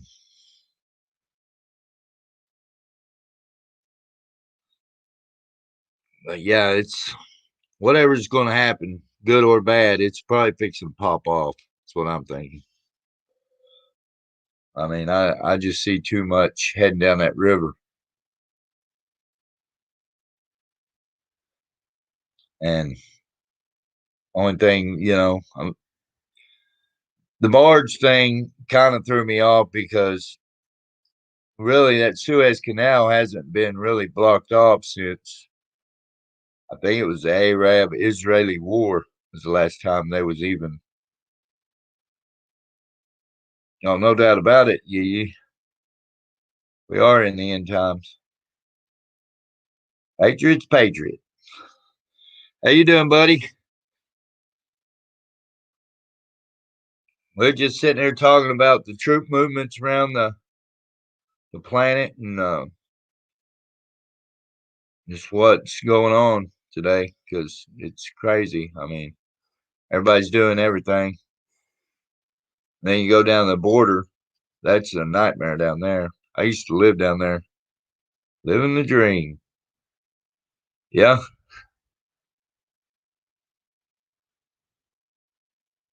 It is a dream. Life is but a dream. I think that's how that song said. Yep. Yeah, you're right. We got to keep our bags packed. Get out of here. We're going to, but even if we don't,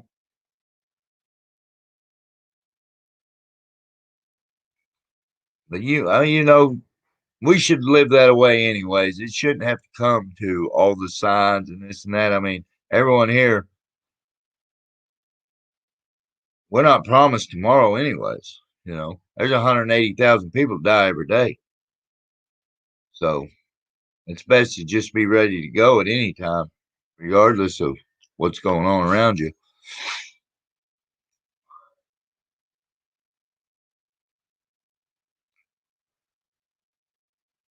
I've seen a lot of people, looking for this and something else, whack them upside the head.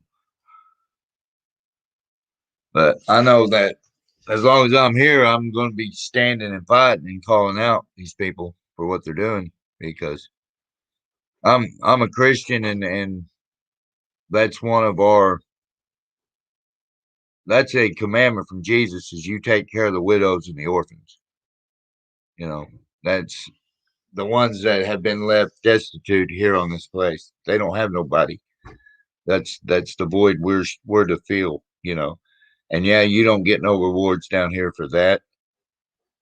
You're not going to get rich by helping out widows and taking care of babies. They ain't got no parents, but it doesn't matter. You do it anyways because it's love. I mean, that's Jesus says there's the least of these, and what you've done to the least of these, you've done to me. So I ain't gonna go up there and say, how come you didn't help? How come you didn't call them out? How come you were scared of them? You knew what you were supposed to do. You knew what you were supposed to say. Yes, ma'am. We should live like today could be our last, for we are not promised tomorrow. That's right. Every day is a blessing. Every day is a blessing. A lot of people, they're just like, what will be, will be. I guess that's okay in some situations, but, you know, I'm beyond that. What will be, will be. They're like, well, when's the war going to start? When's the battle coming? And we're in it. We're already in it. I ain't asking, if you can't see it, that means you're just not looking. They tell us what we can and can't say. Our borders are wide open. Troops moving all around the world doing whatever they want to do. You know, our president is a bumbling buffoon. And then you got a vice president behind him cackling. I can't stand her laugh. It just drives me nuts. And I know that's judgmental. I shouldn't be that way, but there's just some things that annoy me, and her laugh annoys me. Because that's a lot like Hillary's was. And it's not really a laugh, it's a cackle. Like, I know something you don't know, or, just look down. They look down on people, and that's, there's a time early in our country where our congressmen and our senators, they'd go in and they would vote, and then they went back to the house and took care of the farm. We didn't take care of them. We didn't pay them just step there in Washington and argue and fight. And, they've gotten too good at it or get nothing done.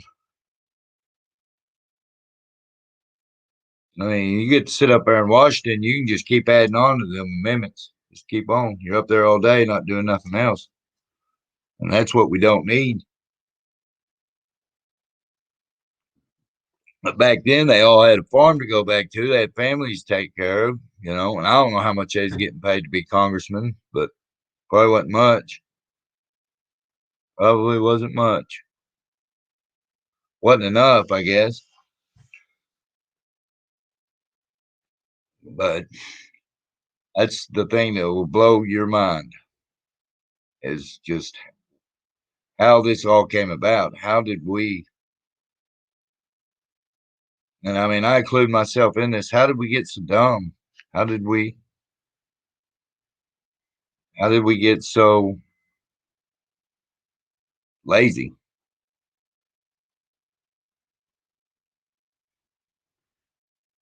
Yeah, I don't know. Yeah, they're up there getting rich.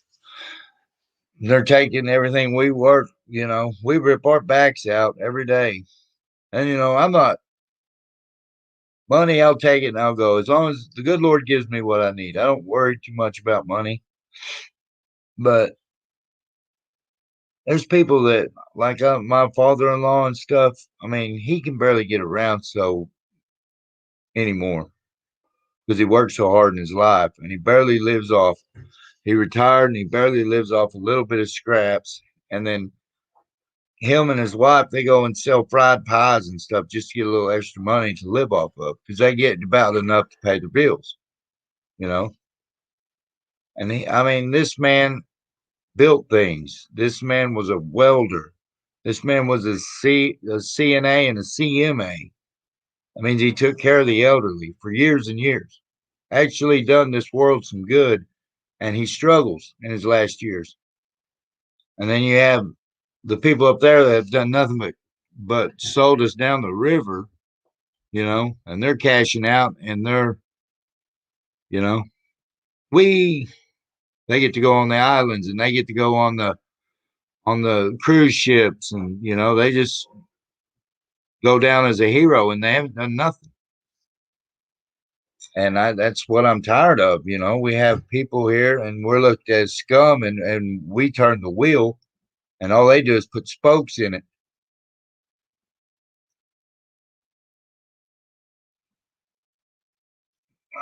And they just put more and more and more spokes of it, and they stop the progress. They always seem to have someone to point. Yeah, exactly. They're always blaming someone else and it's by design, Patriots. I mean, that's why they bring so many people in. If they're going to make a bill, well, they got to have this nonprofit organization, or we need to have this group in here, and you'll have 150 groups doing one thing. And that way, if anybody comes in, well, why'd you do this? This was illegal. Well, it wasn't me, or it wasn't me, or it wasn't me. You got to run through 150 people to find out who actually done it. It's not just thieves. There's a den of thieves every time they do something. It's just a whole, they'll rat pack it. It's like these kids down there at the border. They get put in them facilities, then get shipped right through, and then they're taken into these inner cities, and then a nonprofit organization will pick them up. That way it's out of government's hands then. Whatever happens, happens, And these kids don't have no paperwork. You're not going to find out where they're from, who their parents was, You're never going to see them again.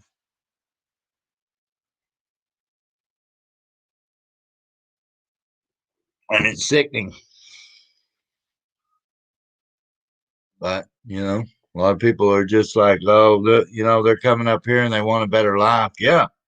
And they deserve a better life, not what they're going to get, And a lot of people say, well, if you're for a wall and this and that, you're a racist, or you're a white nationalist, or whatever they call you, and you're not. I'm looking out for my fellow human being, and I don't want, people up here getting taken advantage of. And I don't want us to get taken advantage of. Enough's enough. Enough is enough. I mean, when you're caught time and time and time again, and everybody's just like, well, we can't say nothing. You too, Patriot. Thank you. Thank you for coming on. Yeah,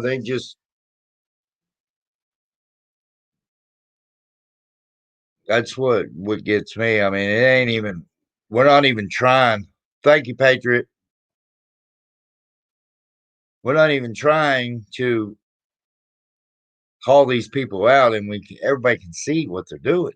And that's what, they're politicians. That's just what they do. Yeah, I mean, laws with no consequences is just good advice. And we tell them to go by the law, but we don't give them any consequences for what they're doing. So we're just giving them good advice, which they don't take. And they ain't gonna take it, It's like having a bank over there with no guard in it, and then say, "Well, you shouldn't rob that bank," but they don't care. Ain't nobody gonna stop them, so they're gonna go rob the bank. Or you pull in and you see, oh, we've all seen them road signs, that tells you how fast you're going, the radar or whatever. And be honest, think about this. When you're going through there and you don't see a cop car there, you don't really care about that thing. Yeah, the speed limit deal that clocks your speed. I run by it going 5-10 mile an hour all the time. But if there's a cop there now, I'm gonna abide by it because bam, he's right there. He's gonna get me if I don't. And that's what these people do not have. The Constitution was set up for to hold each other branch accountable. Well, they're all in on the same thing. Ain't nobody holding anybody accountable, and they just run ramshot over everything. And it starts with us. So we got to get them representatives out of there. And that's what I believe is going on right now. But when you drain a swamp, there's going to be a lot of scum found. We got to get rid of the scum. Because that swamp was deep and that swamp was huge. And it wasn't just in where we think it is. It was everywhere. Its tentacles that went everywhere.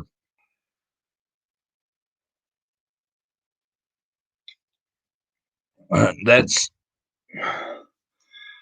we need more cops for Congress. Yeah. I would take anything besides the lawyers there, Yee. That's what we mainly get, lawyers. Which I understand you need to know the law, but they're just too slick with the law. We don't need people who are slick with it. We need people who know it and will stand on it. Be brave, That was one of the things. Let me get some more coffee and I'll tell you a little story.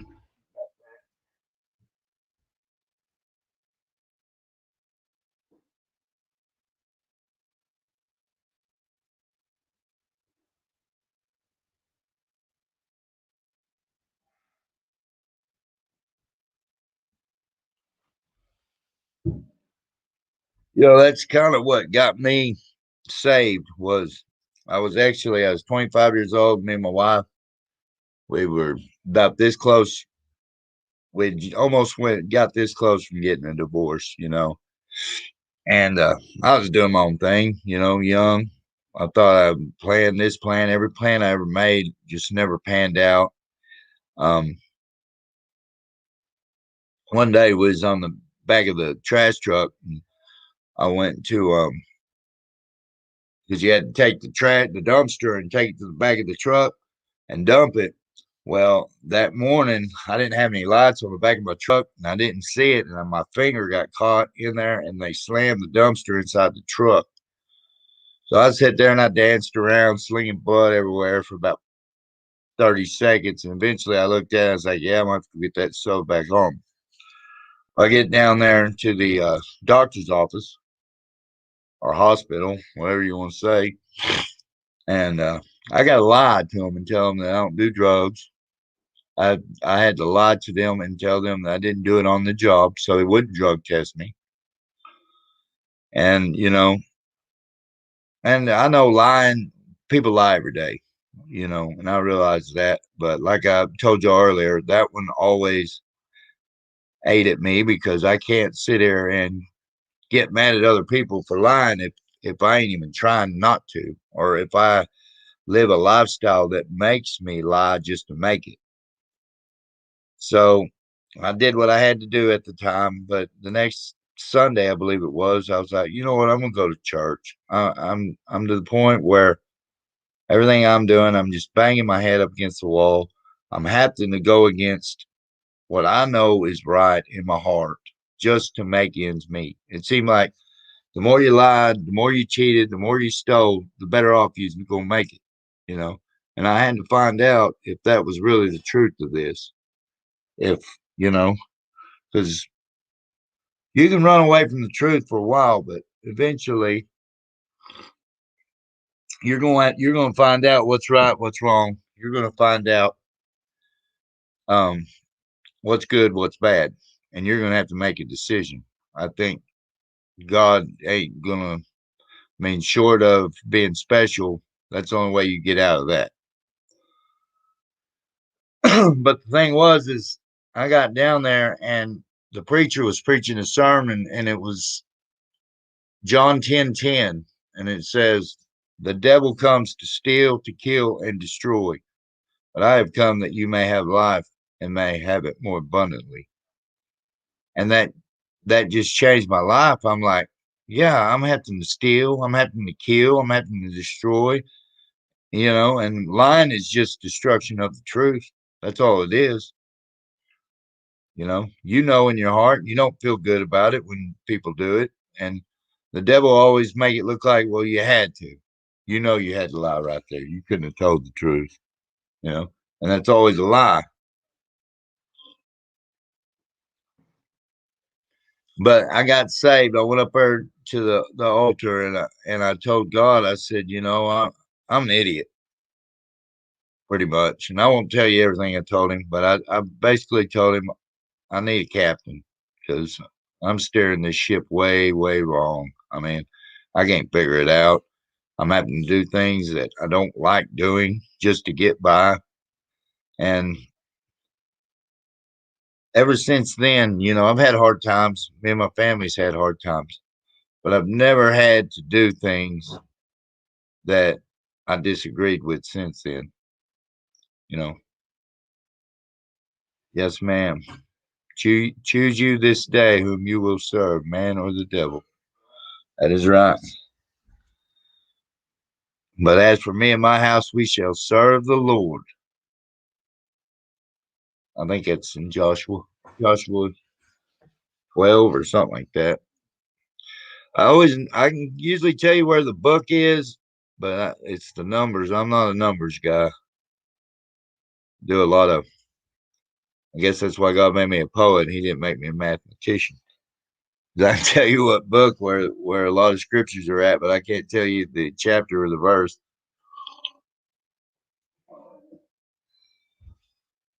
But yeah, I guess I'm gonna read a poem real quick. Kind of goes along with what we were saying. I did a live stream earlier, and it was over truth, and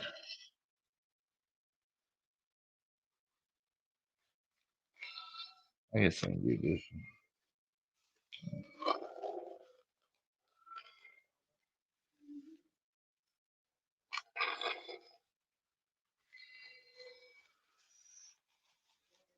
This one here is over the lies of the world, because for a long time they surprised me. But this is what Jesus said about it. Jesus said, "Don't let the world's hate come as a surprise. Because if you're speaking the truth, then you are exposing the lies." Most Christians today want to ride on the fence, because if they're not in the battle, they cannot offend. But can you sit on a fence? Not really at all. In Jesus' day, this was called a wall. And if you're sitting on it, you're not answering the call. And the wall is where Humpty had a great fall. So let's get off the wall and get into the fight. Tell people about Jesus, and let's do what's right. The world may think you are crazy or mentally unstable. They also may think you believe in fables. Jesus said to follow me, the world you must hate. But I have overcome the world. Now isn't that great? The persecution is getting worse, and it may cost our life. But like Paul said, to die is gain, but for me to live is Christ. Did you hear that?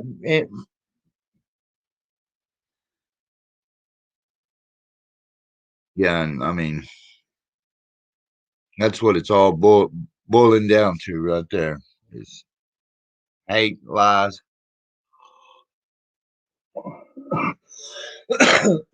deception. That's what they're wanting. And they're wanting division amongst us. They do not want the church to gather God do not want us to set all of our differences aside and come together for Jesus. As simple as that is, you go into the garden where Jesus prayed for his disciples right before he was going to the cross, and he prayed for us too. And that was his prayer for us to stay united. That was his prayer, that we become with him and with each other like he is with the Father. And, they were on the same page, clicking at all times. You get a massive amount of people like that are doing that, well, you get an American Revolution, or you get a Renaissance, or you get a Great Awakening, and that's what a lot of people, like James, the book of James says, faith without works is dead. And a lot of people say, well, I got to do this, or I got to be good, or no, it means you have to go out there and show that you have faith in God and live like you have faith in God and do things that other people don't believe. You know what I mean? You have to kind of, you know, stand on your own, or, when God tells you something, that's just like Joseph, and why he got thrown into his brothers sold him into slavery is because God gave him a dream and he believed that dream. He believed God over, regardless if people get mad or not. You have to say what God tells you to say, and it may make people mad, and they may get upset, and I don't believe that. That ain't what I've been taught my whole life. Well, a lot of people don't care. You learn enough, and I was guilty of this for a long time. I used to think, well, thanks for the info, God, but I'll use that later on. I'll call you again when I need you. And that ain't the way it goes. You got to be one. You got to be with him daily, walking with him, talking with him, listening to him. And the world's a distraction from that. I mean, there are things we are in this world, but we're not of this world. Yes, ma'am. Without faith, it is impossible to please God. Yep.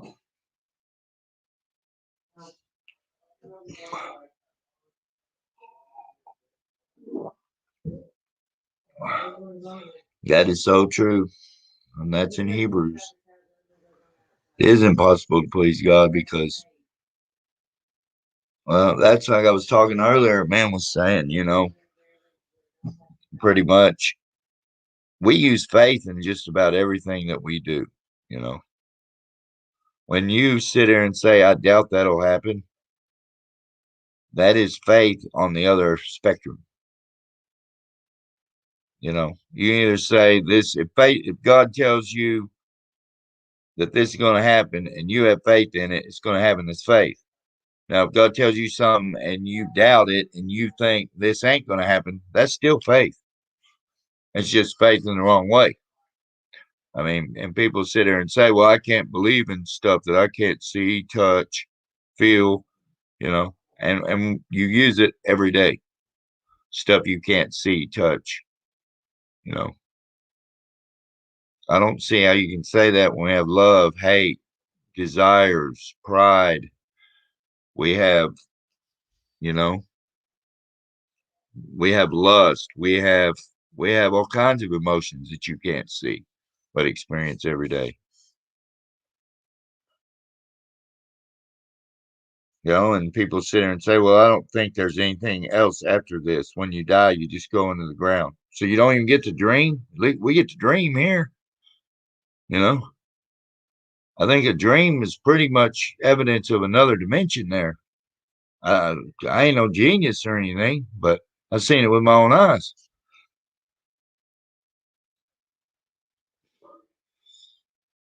And I've heard people, well, yeah, the mind's tricky, though. It'll trick you. Yeah, it'll trick you plumb out of salvation if you let it.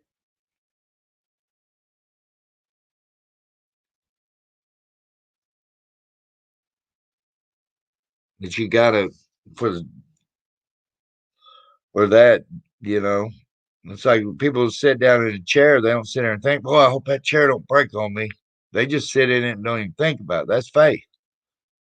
It's not hard.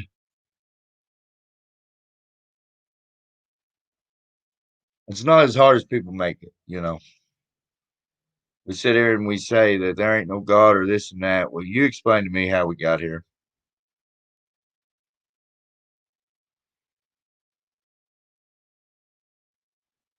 You know, they want to, but they don't want to explain that. They want to put that on us. You know, I've asked, well, who created the universe? And they're like, well, that don't really matter. Who created God? Well, thanks for the fifth grade question, but you're going to have to ask somebody besides a Christian who created God because we don't believe in created gods. So that's just now there are some religions out there that do believe in created gods. We're just not one of them. So it's a failed. Our God is I am. So that doesn't, that means there ain't no creation there. That's he is. He is, he always was, and he always will be. And if you I'm gonna put this invite up here if anybody wants to come up. I don't know who's all working or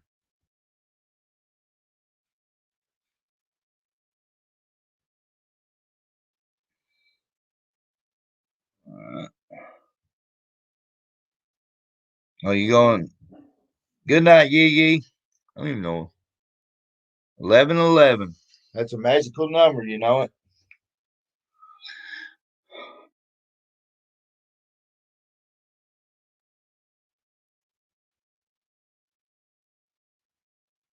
That's the only time on the clock where all the numbers are the same.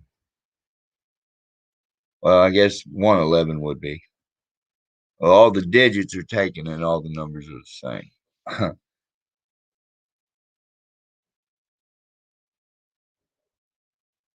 I've looked a little bit into that Hebrew. Hebrew's Hebrew's really a cool language because it's like our language is pretty much codes and stuff like that, but then you have like ancient languages that were like pictures.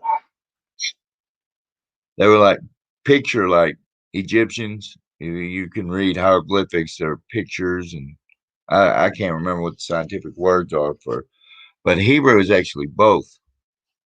They are pictures. They use pictures and they use basically codes. Like every letter is a number. You know, I believe Hebrew was the original language, just from the way it was designed, the way it's set up, and the way it works. You know, but I don't have evidence for that, so I wouldn't argue about it. I don't know. I mean, I know that a lot of, and that's another thing right there on a lot of people who sit here and say that the Bible's flawed or they messed up on the Bible or they took this out of the Bible or, you know, I don't know if they took anything out of it. I couldn't I couldn't defend that, but I tell you what's in it can be defended because you can go back to the ancient languages and look them up. I mean, that's what biblical scholars do. That's their job. I mean, if there could be holes ripped into the scriptures, it would have never made it. It would have never made it. I mean, you wouldn't have had it. It wouldn't be the best seller in the world for sure. That's the best selling book ever created. I am the way, the truth, and the life. No man comes unto the Father except through the Son. Yeah, that's in John.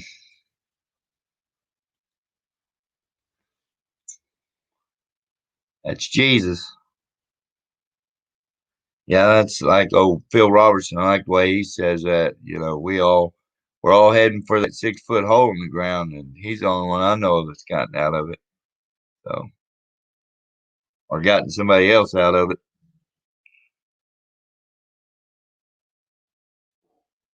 Everything he's ever told me, though, is he's never lied to me. Anything I've looked in the Bible, Jesus has always told me the truth. Always told me the truth. I can't look in there and say, well, no, that's where he was wrong. And ain't nobody can either. Nobody can do that and do it honestly, I would say. The way I don't know if y'all ever heard the story about whenever the Pharisees sent the guards to come and get Jesus, and they like I forget how it goes in the Bible, but I seen a movie one time, and they like pound on the door, and Jesus answers the door, and they're like, "Are you Jesus?" And he's just like, "Yeah, but it ain't my time yet," and shuts the door. And so they go all the way back to the Pharisees, and the Pharisees are mad because they're like, "You seen him and you didn't get him," and they're like, "How come you didn't grab him?" And he's like, "Well, nobody talks like he does, you know. You don't know who you're." Basically, what they were saying is, you can't mess with this guy. You can't, he don't do, he don't, it don't compute with him. You don't tell him what to do, you know. He only did what he wanted to do, and what he wanted to do was the Father's will, and that's all he ever did. And there was nothing that anybody else could ever do to stop him from doing that. And I just think that's awesome. I think that is that's my God, you know. He can come here as the lowliest of the low. He can come here, uneducated. He can come in here pouring dirt, and there ain't nothing, nobody ever been written about more.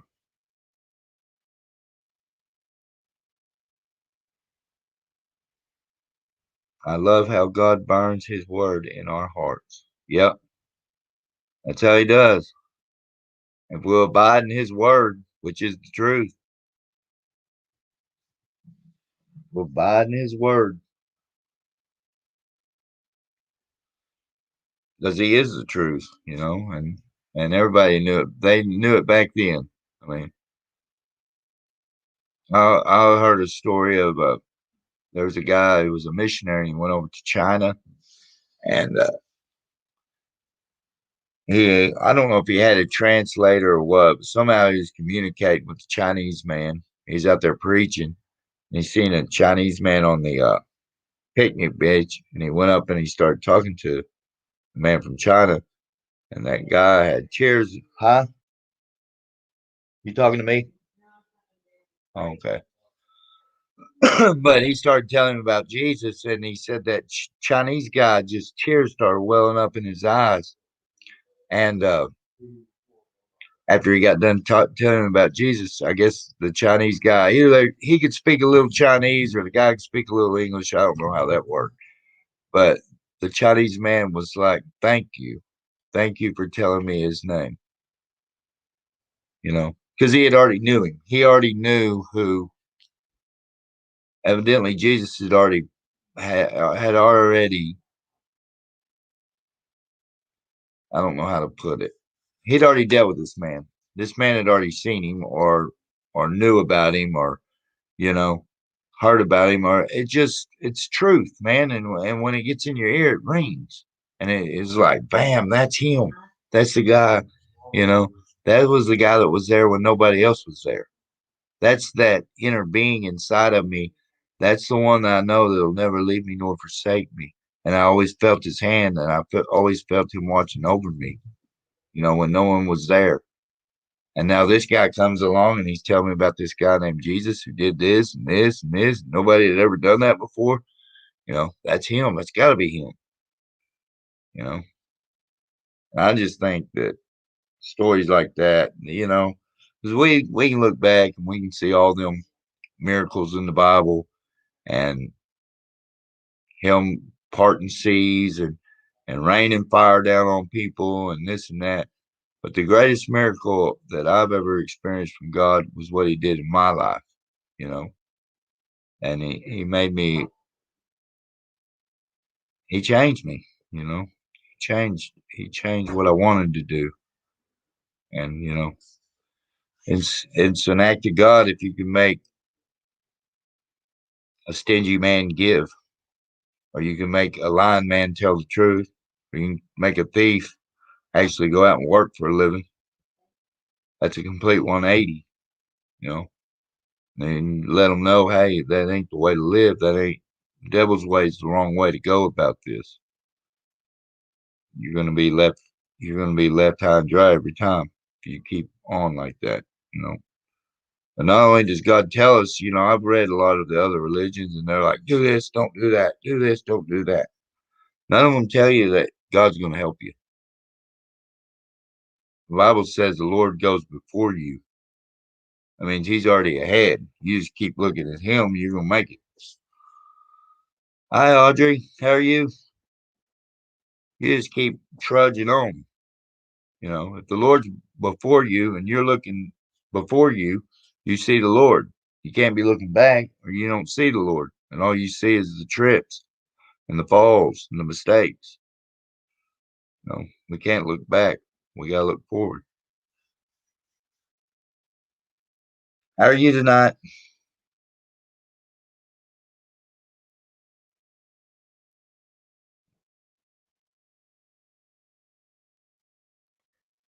Oh, that's making sense. I mean, I'm just kind of rambling on here, but listening to the word all day. Yeah, I've been trying to talk. I've been trying to talk about it quite a bit today.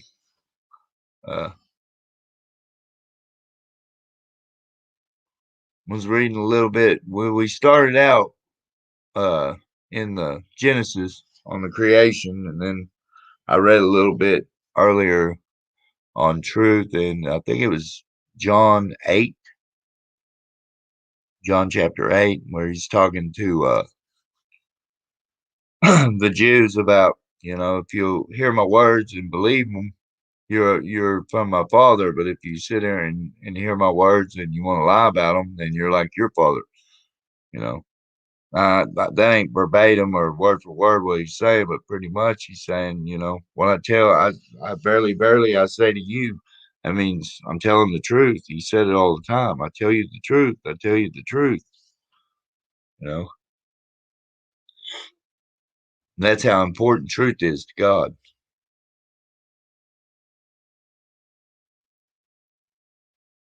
And we have to, we have to abide in the truth, you know.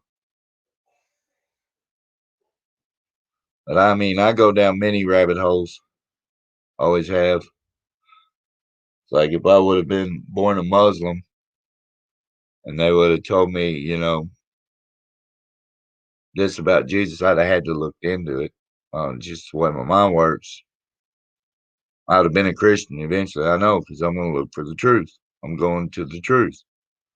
No matter what, you know, I hear a lot of people say, well, a lot of religious religions, that's all they've ever known, you know. But you follow something long enough and you will find it's not the truth. You will find the lies in it. Whether you face them or not, it's a whole nother ballgame. But you will find the lies. They will be revealed to you.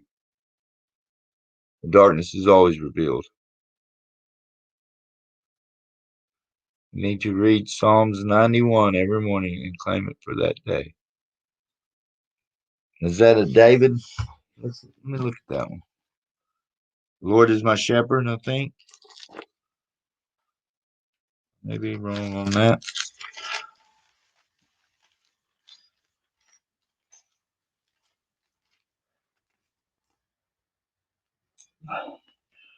I'll go ahead and read it right now. He who dwells in the shelter of the Most High shall abide under the shadow of the Almighty. I will say of the Lord, He is my refuge and my fortress, and in God in whom I trust. Surely He shall deliver you from the snare of the hunter, and from the deadly pestilence. He shall cover you with his feathers, and under his wings you shall find protection. His faithfulness shall be your shield and wall.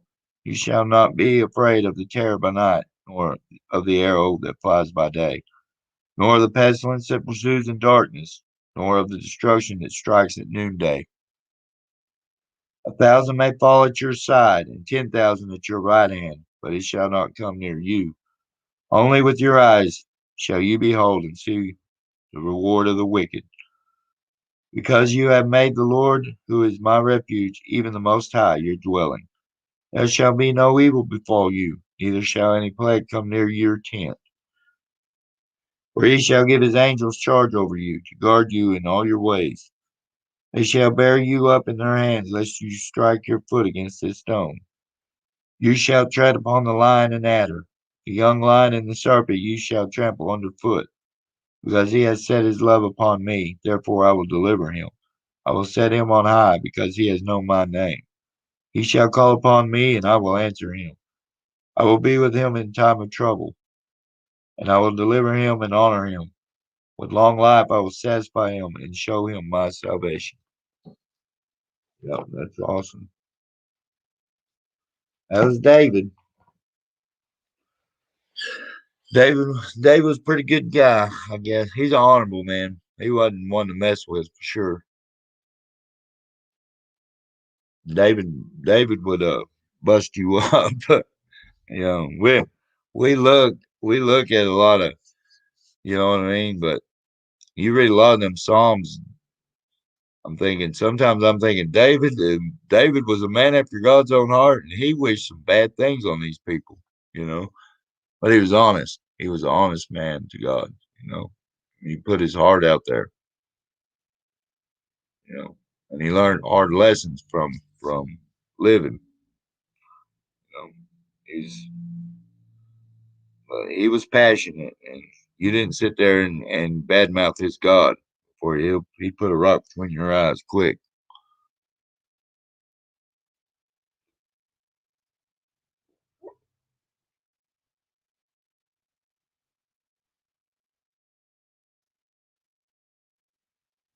You say I'm not religious, I'm spiritual. I even listen to the Jewish prophet, and I'm not Jewish.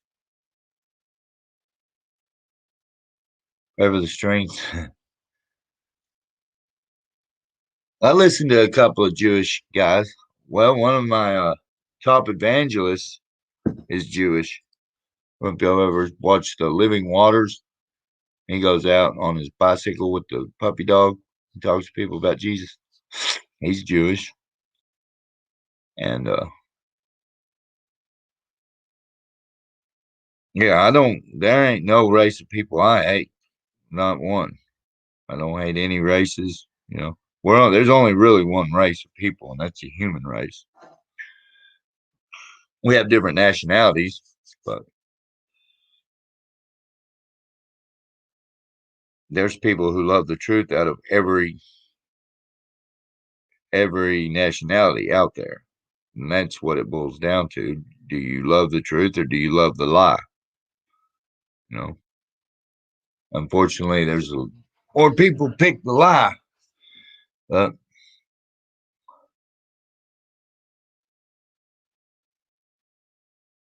and so a lot of people don't realize, you know, there are few who that find it, and those who of us that find it, it will change your life.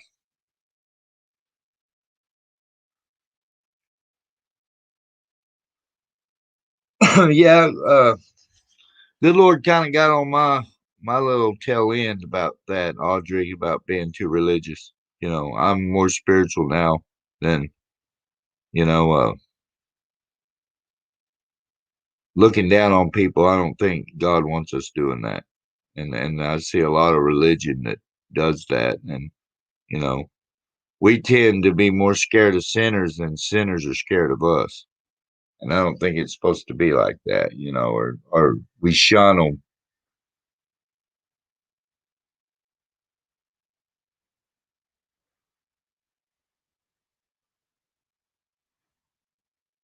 Ark of Grace Ministries. I don't know if I've seen David, I don't know if I've seen them. I'll have to check them out. Let me write them down. Amanda Grace.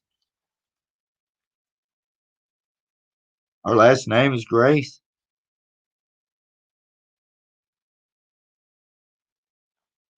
And what was the other one? David Scarlett.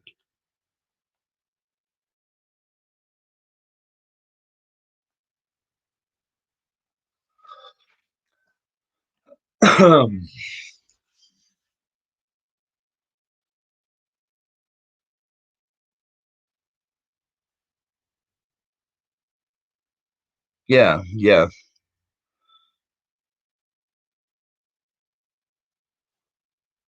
Yeah, there ain't no doubt about that.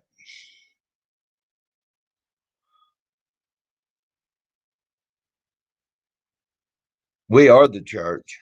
And that's what a lot of people don't. I can put the link up if you want to. Thought I had it up there. If you want to come up here and talk.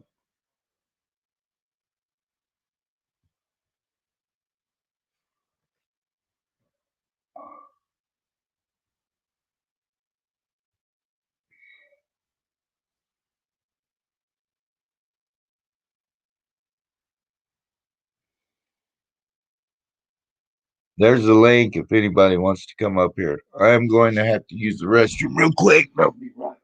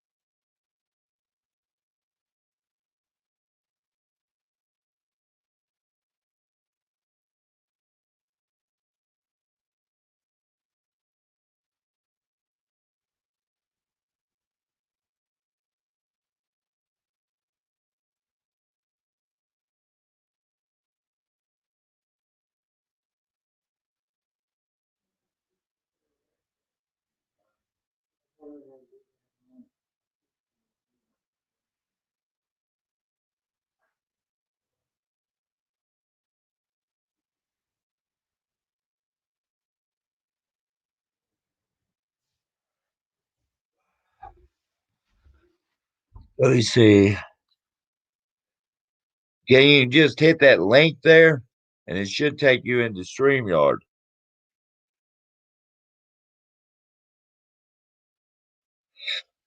And once you get in there, it'll be a background studio, I guess, or back studio. Then you'll go in there, and then I'll see you down here, and I can let you come in.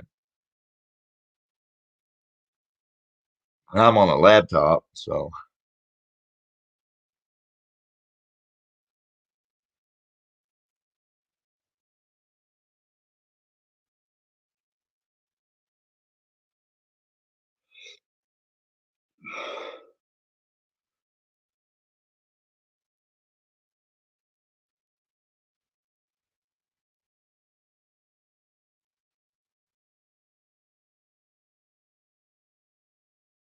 yeah, I ain't a big typer myself. Yeah, I put yes if it's saying yet use mic and camera.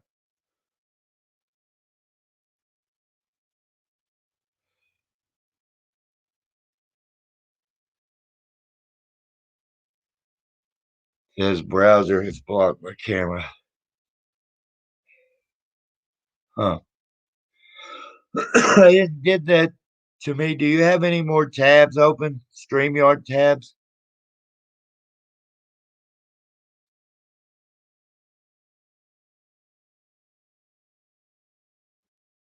No, I'm asking her. Because I had to close some of my tabs or the browser was blocking me out too. I don't exactly know what I did, but eventually unblocked.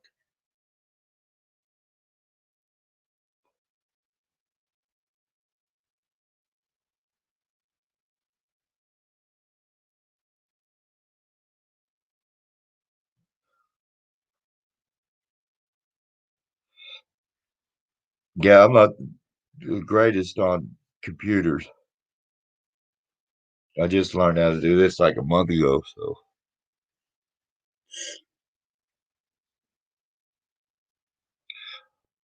My whole family's always said I was full of useful or useless knowledge.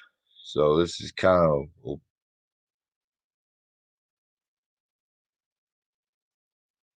same here. What do you mean by that, Sharon?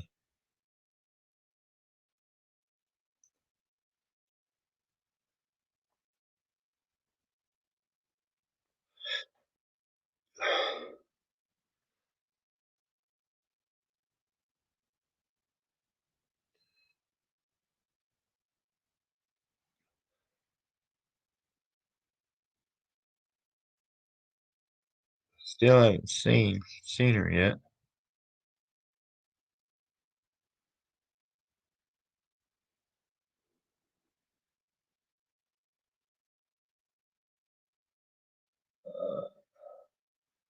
See her, but it says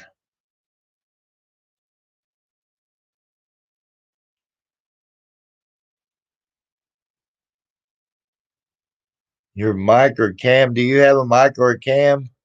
Or says my guests will need to connect their mic or cam before you can add them to the stream.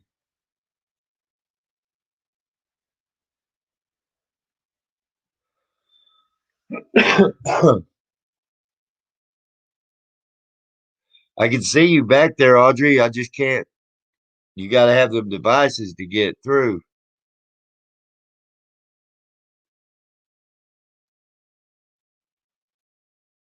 Which I mean, I don't have a mic or a cam. I don't understand. I don't understand why you. Oh, okay.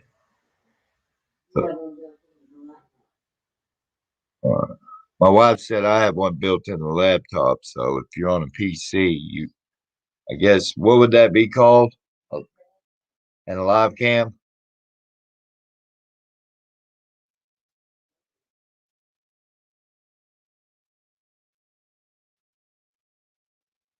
Yeah, I don't know. But it sure would be nice to have somebody come up here and talk, though.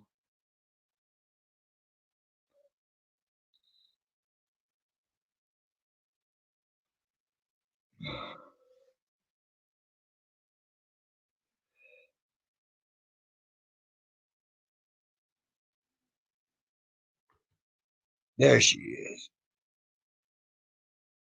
Did we get it done? Ah, She got her done now.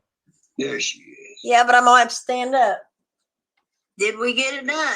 We got her done. She got her done. Yes, ma'am. Of course, I gotta stand up because we got her done. My camera's way up here. Of course, Okay. I gotta stand up because we got her done. Do you have another tab open? Okay. I gotta stand up because we got her done. Do you have another tab open? Okay. I gotta stand up because we got her done. Do you have another tab open? Well, I think there was 2 tabs open there, Audrey. We'll get it. Slow and steady wins the race, ain't it?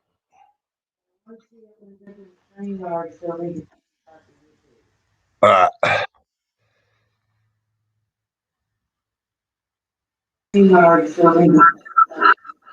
Do I close YouTube? yeah, you'll need to close YouTube. Okay. Did that work? Yeah, I think the echo's gone. How are you doing tonight? I'm a ragged mess. A ragged mess. A ragged mess. Of course, I've got the long hair like Lake Fairy. Oh yeah. I sit on this mess. Oh, well, that's a woman's glory, ain't it? Her hair. Yes, I wish I could convince my family of that, and everybody wants me to cut it. I'm like, nope. Yeah. Long hair If is. me to have short hair, he'd made me a man. There you go. Yeah, my wife's got pretty long hair. Took me a while to convince her of it, but she eventually come around. Give me another chair, see if that'll work. Yeah. I'm only Sharon- 4'11", Yeah. and this camera's like way up yonder. I can see you just fine there. But what I was going to tell you was Amanda and David do programs throughout the week together. One is called, if you go to His Glory website, there's one that's called Two Jarheads and a Tulip. Okay. And it's a Marine and an Army guy and her. I see. And they discuss things. David has had General Flynn on his show. He's had Lynn Wood on his show. Oh wow. He's had a lot of high-ranking people on his show, I guess, because of his military background. Yeah. And Yeah. Amanda got a word. She wasn't expecting to come on twice today. She was only going to do like 7 o'clock Passover dinner. Yeah. But the Lord wakes her up in the middle of the night because he knows that's the only time he can get her attention. Yeah. Because she's Italian. And you know Italian women. Huh. And I tell you what, she immediately came on and gave what he gave her last night. And it was like, I wanted to take cowbells and go out and jump up and down in my yard. Huh.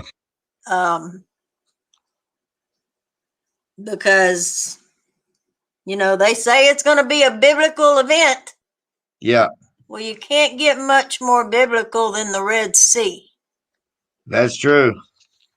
You said cowbells. Can I read something real quick? Sure. This is in Malachi 4. Okay. Malachi 4. Yes, ma'am. And verse 2. It's called the Great Day of the Lord.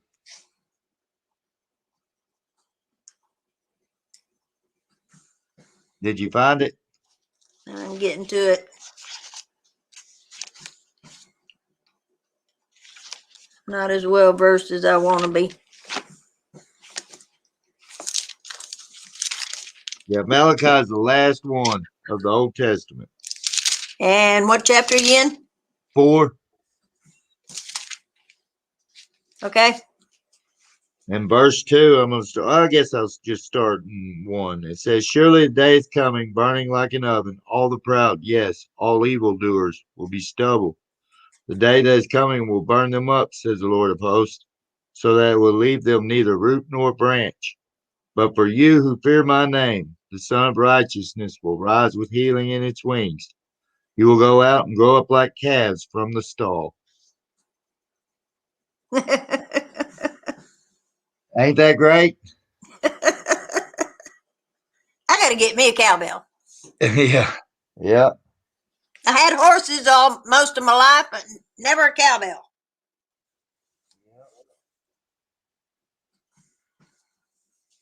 Yeah, that'd be a great day. But I had a guy that he used to come to all of our football games, and that's what he had was a cowbell. He was our teacher, our art teacher, and he rung that cowbell. I mean, the whole game. You could always hear that cowbell. It always made you play a little harder. Well, I've tried to listen to, 101 and try to get some ideas from you guys. Yeah. Because I'm in Northwest Arkansas and my son just bought a house in Texas. and my daughter lives all the way across town, but never checks on me. So Yeah. I'm basically by myself. So I've been kind of prepping my home because it's paid for. Yeah. Kind of like one of the other guys that was on 101 a while ago.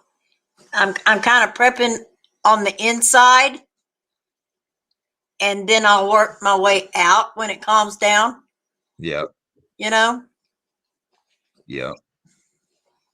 Yeah. We get on there and we shoot ideas at each other, you know, and we're looking for the truth. But, you know, it always goes back to God anyways. So Oh, he's in Yeah, we're- control. He's in full control. I have no doubt about that. yeah. Yeah. None whatsoever.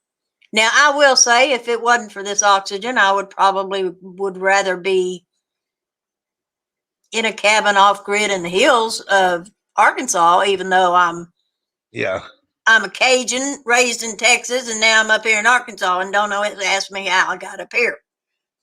You're Cajun. Well, I was a Texan raised in Oklahoma and I live in Arkansas now. So I live down by Fort Smith. And I'm in Prairie Grove, Very gross. right outside of Fayetteville. Yeah, Yeah. straight Hello. shot down.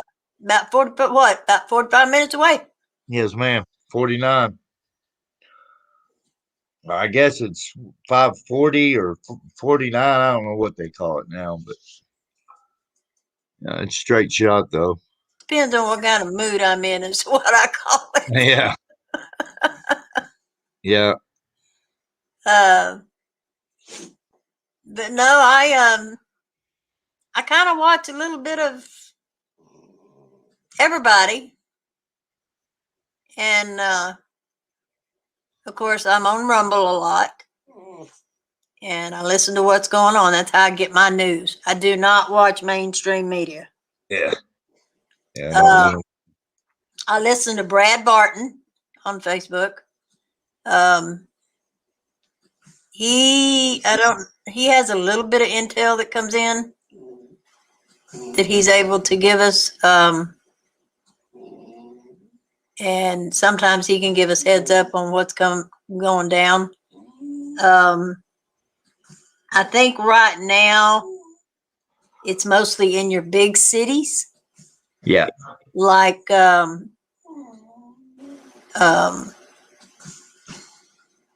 he was talking about a while ago, not Brad, but the other guy I was looking at, Dangerous Freedom or Dangerous. Yeah. I know you're talking about. You know, and here he's up in Little Rock. I didn't know that. And it's like a shooting gallery in Little Rock. I mean, I would not go there. And Little Rock's always been bad though. Seem like. yes. They're talking about sending my son when he gets through with his medical leave on his foot to Oregon. And I'm like, I don't want you in Oregon.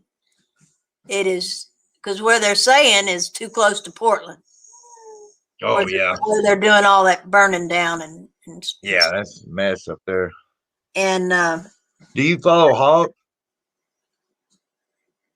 Do you follow Hawk Marston? I think I've got him on there.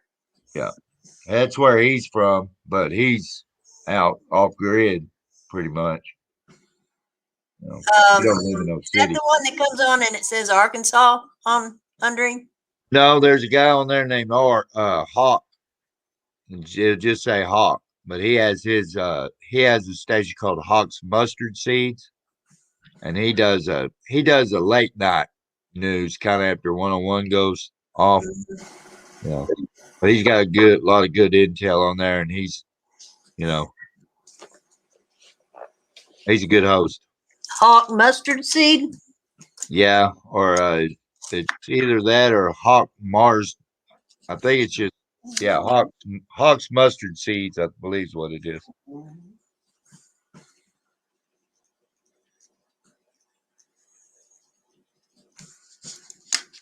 I run out of room in my freezer. I've run out of room in my refrigerator. I ran out of room in my pantry and started putting stuff, having to start to put stuff out in the garage and in my laundry room. Oh yeah. Well, So when that's it good. comes to me eating, I got plenty. Yeah, that's a good problem to have, ain't it? I am going to check into having a Generac put in my house because it runs on natural gas. I see. So Yeah. if they mess with our power grid, then there's a chance I could still have the natural gas. Good night, Sharon. Thank you for coming on the show. She was trying to get on here, but I could never figure it out. Go ahead, Audrey. I'm sorry. I done forgot what I was saying. Generator. Yeah. If they mess with our power grid, then at least I may be able to keep my natural gas long enough Yeah. to keep my electric running. But I'm only going to get one big enough to do my heat and air unit, whatever the season is, my refrigerator, and my oxygen. I bought some bulbs, light bulbs, Yeah. that as long as I'm keeping them charged, if the electricity goes out, there's a little cap that I screw on the end of them, and they Yeah. light up. Oh And wow. you just hang them around the house. Yeah, they were handy. They're called Boundary. Found. I don't know if You can buy them from the website. Robin said, my sister said that Walmart had some the other day, but yeah. I got mine from the company themselves. Yeah. It's BOUNDRY, Boundary. Boundary. Okay. Are you wanting outside?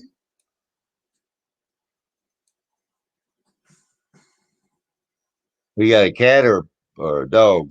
I got a weenie dog. Oh, weenie dog.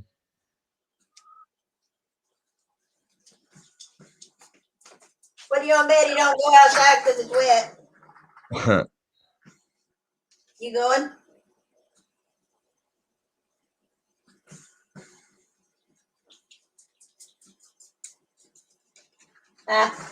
You talked him into it. Yeah, as long as it's not coming down, as long as it's just wet, he'll go. Yeah. But his little thing's too close to the ground. He don't want it wet. I don't blame him. Go figure. He's going to the bathroom. Yeah, I have a weenie dog. No, I had one like Prepping 101 has. Yeah. And I lost her. She was only a couple of years old. And I lost her a while back. And I think what happened is I had been real sick and I had not been able to get her groomed. And she had a lot of hair. And I think a hawk tried to pick her up, but all he could grab was hair. So when he tried to lift her, he couldn't take off with her and he dropped her. I think that's what happened because there was no blood. There was no marks. There was nothing wrong with her. Like I said, she's only 2 years old. Yeah. And I had to call my neighbor because my oxygen wouldn't reach out in the yard. Yeah.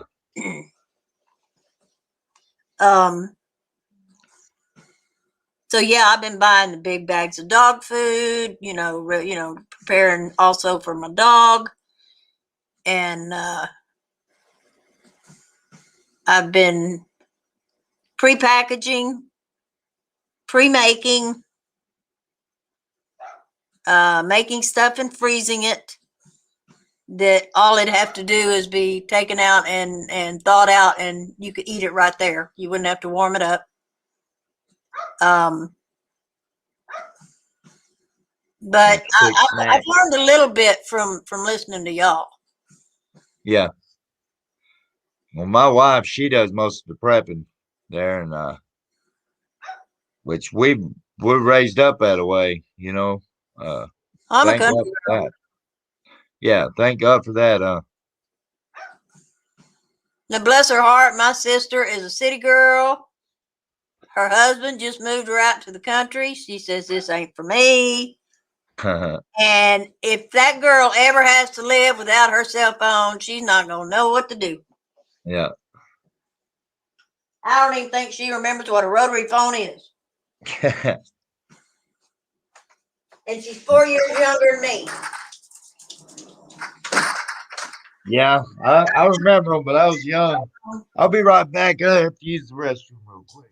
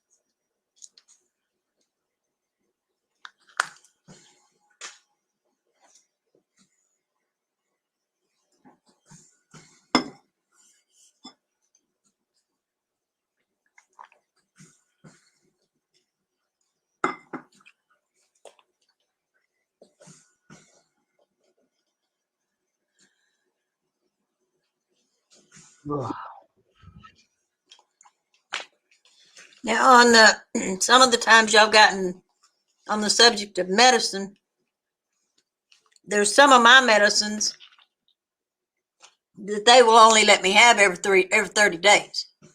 Yeah. So I can't stockpile it. Now, when the COVID first hit, my doctor put me on azithromycin as a maintenance 3 times a week. But I don't like my immune system being reduced. So what I did is I didn't take it and I just kept stockpiling it. Yeah. So if I do get sick, something goes down and I do get sick, I've got a stockpile of azithromycin antibiotic. Let's see. Yeah, the antibiotics are good to have. But the rest of it, and I'm a holistic person. Yeah. So I make my own pain salve. I make my own healing salve. Yeah. So I make a lot of my own products because I'm a holistic person, all natural.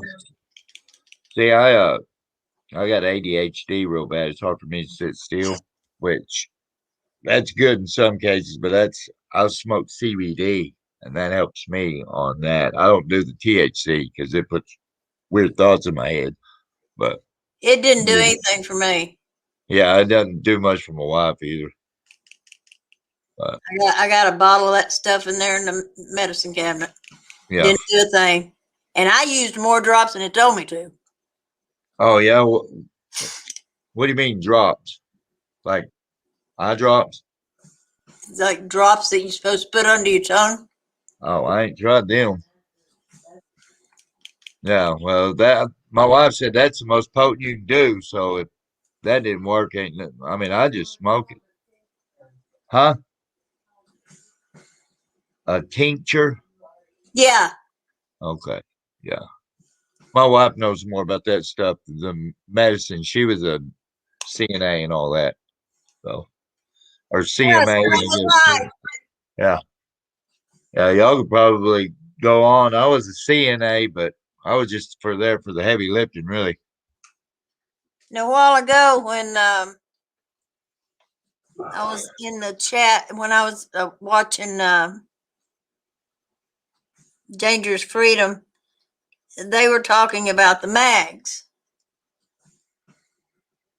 and the tribes and stuff like that. Yeah. And I don't know who the guy was, but he was telling them, to quit using it as a social group and actually get serious and get your group together where you have your nurse and you have your person that does this and you have your person that does that, and each person has a job. Yeah. And I was in agreement with him. I fully believe that. Yeah. Because one person can't do everything, and you can't have too many chiefs and not enough Indians. That's right. Yeah. And I'm a nurse. I mean, I was a CNA, and the bureaucracy of the hospital is the only reason I didn't go to nursing school. But I have had 3 stents, open heart surgery, 1 carotid artery stent put in, breast cancer, Oh wow. COPD from radiation on the left lung. So if I can fix anybody, trust me, I can fix somebody. Yeah. Well, you can survive for sure. And Yeah. that's just that's another thing that blows my mind is I was in a car wreck at the age of 16 where I hit a train. I was molested by a Mason at the age of 10. Oh, wow. I have had all those things that I just explained to you. There is no reason on God's green earth that I should still be here on this earth. You're here for a reason. Oh, and I was married to a drug addict. You're here for a reason, just like everybody else. And I'm like, God, why am I still here? My kids are grown. My grandkids are pretty much, Ganna don't count no more. So it's like, God, why am I still here? What are you wanting me to do? Yeah. And I'm waiting for the answer. But Yeah, it's got I know. to be something. Well, you have a lot of knowledge. People need to know it. We have ways of getting our knowledge out now, that we never did have. And we can reach a lot of people if people just get on here and do it, Now, the only thing I haven't heard from anybody out of all of y'all that I've listened to is if they take us down, internet-wise, electric grid-wise, our phones. Yeah. What is y'all's plan of getting with each other? Because from what I can tell, nobody knows where anybody lives. Well, we have classes you can go on to, and for ham radios, we have a lot of radio. I don't know if you've seen the radio preppers. Well, I used to work CB radio, but never a ham radio. Yeah, well, it's the same concept, just ham can go. There's places like you can go 1,000 miles with a ham radio, depending on how big your antenna is, But Okay. it hasn't been discussed enough. I will say that, and we haven't networked on that like we should. Well,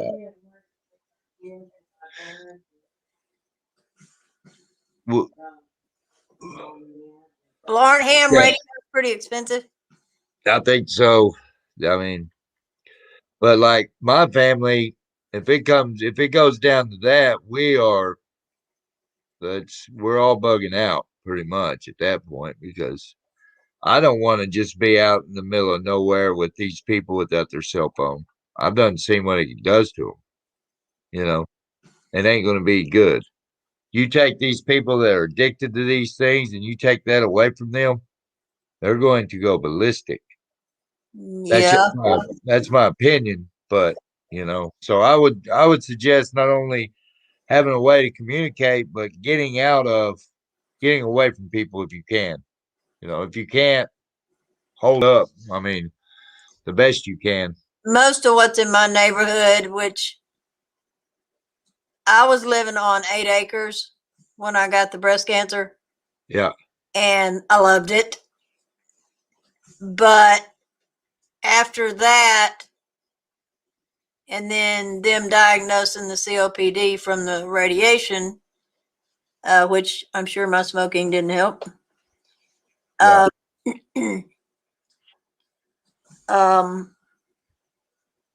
Nobody, my kids would not let me get a place on land Yeah. because the winter that we had, since you're in Arkansas, the winter that we had in December of 2013, I believe, Yeah. we had like 1 inch thick ice. Then we had the snow. Yeah. And nothing was breaking through that ice. Well, my driveway was like this, you know. Yeah. An ambulance would not have gotten to me. So my kids decided I did not need to be up there on that hill on 8 acres. Yeah. So I'm like, okay. So I thought, well, I'll come off the hill, find me a piece of property with a little house on it. But they didn't feel like I needed to be out in the country away from people. Well, I can see that. I did not want to be in a subdivision. Don't get me wrong, I love my house. When I walked in it, I'm like, this is it. Yeah. But the neighborhood is mostly older people. Yeah. Yeah. Older people are going to be fine. We live. We kind of watch out for each other. Yeah. Well, we're not going to freak out when our cell phones go down, but you get somebody that's 25, 30 years old and down, that's all they've ever known. That's, Yeah. And I wouldn't really say suburbs as much as big cities. Even small cities, I don't think it's going to be that bad. But big cities, well, you know how they act over smallest of things. And that's going to be a panic button. And if you know my area, we're just like little old bitty Prairie Grove and Lincoln over here. You know, we come and folk. We Yeah. um, I think we're going to be all right. If you get around. but if my son is on a job, he's going to want to know. Well, my son's on a job, he's going to come home. That's all there is to it. Yeah, and that's. So I'm not sure who on ham radio. Yeah, I'd look into it. I mean, I've done a couple of classes on them, and it's. I mean, it'd be a good way. You can go to get one. Oh, let's see. I really don't know where you would get one at. You'd probably have to go to a I haven't heard that term in, I mean, so long. Pawn shops, maybe. There's got to be manufacturers that still make them. The thing is they just don't want people to have them. And that's why they're so hard to find, because they don't want people communicating. They, You got a lot of paperwork. Yeah, that's for sure. They don't want people talking to each other unless it's on here where they can watch them. But a CB's not going to reach very far. No. But they get you 5-6 miles. That'd be good for close. Yeah, if I can talk to somebody on the other end that has one. Yeah. But I'm telling you, there are so many people still asleep around here. A CB radio or a ham radio is the last thing on their mind. Yeah, they don't even. They're not awake. They're not awake. No, they're up spending their stimulus check right now on TVs and, I haven't even gotten that thing. Microwave food. I'm on Social Security and I haven't gotten one. Yeah, I don't. I don't know how that's coming about. I mean, blows my mind. But it's already midnight here. Well, I guess it'll be midnight there Yeah. too. I think I'm gonna get off here. I've been on here about 3 hours, so Yeah, give him a few minutes and he's gonna be howling at me. Okay, it's time to go to bed.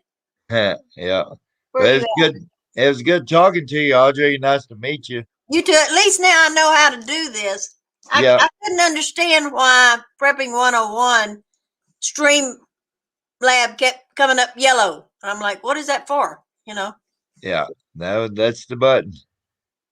And now I know how to. I'm assuming now that I have said yes to everything and allow and default and all that junk. Yeah, it should let you in.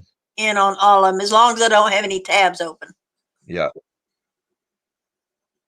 Yeah, you should be good to go Well, now. at least you taught me how to do something. Yeah. Oh, we're learning together. And don't That's what it's forget all about about. Psalm 91 in the morning. Yes, ma'am. I will. I like that. I love that song. Hey, Rob, hello, wherever she's at. I will. She said to say hi to you too. I just forgot to tell you. Well, we'll see you. We'll see you, Audrey. And God bless All you. Love you. Okay. Keep in touch. Love y'all too. How do you get out of here? There should be a leave studio there. Leave studio. Ah, there it is. Hopefully I can get back in. Yeah.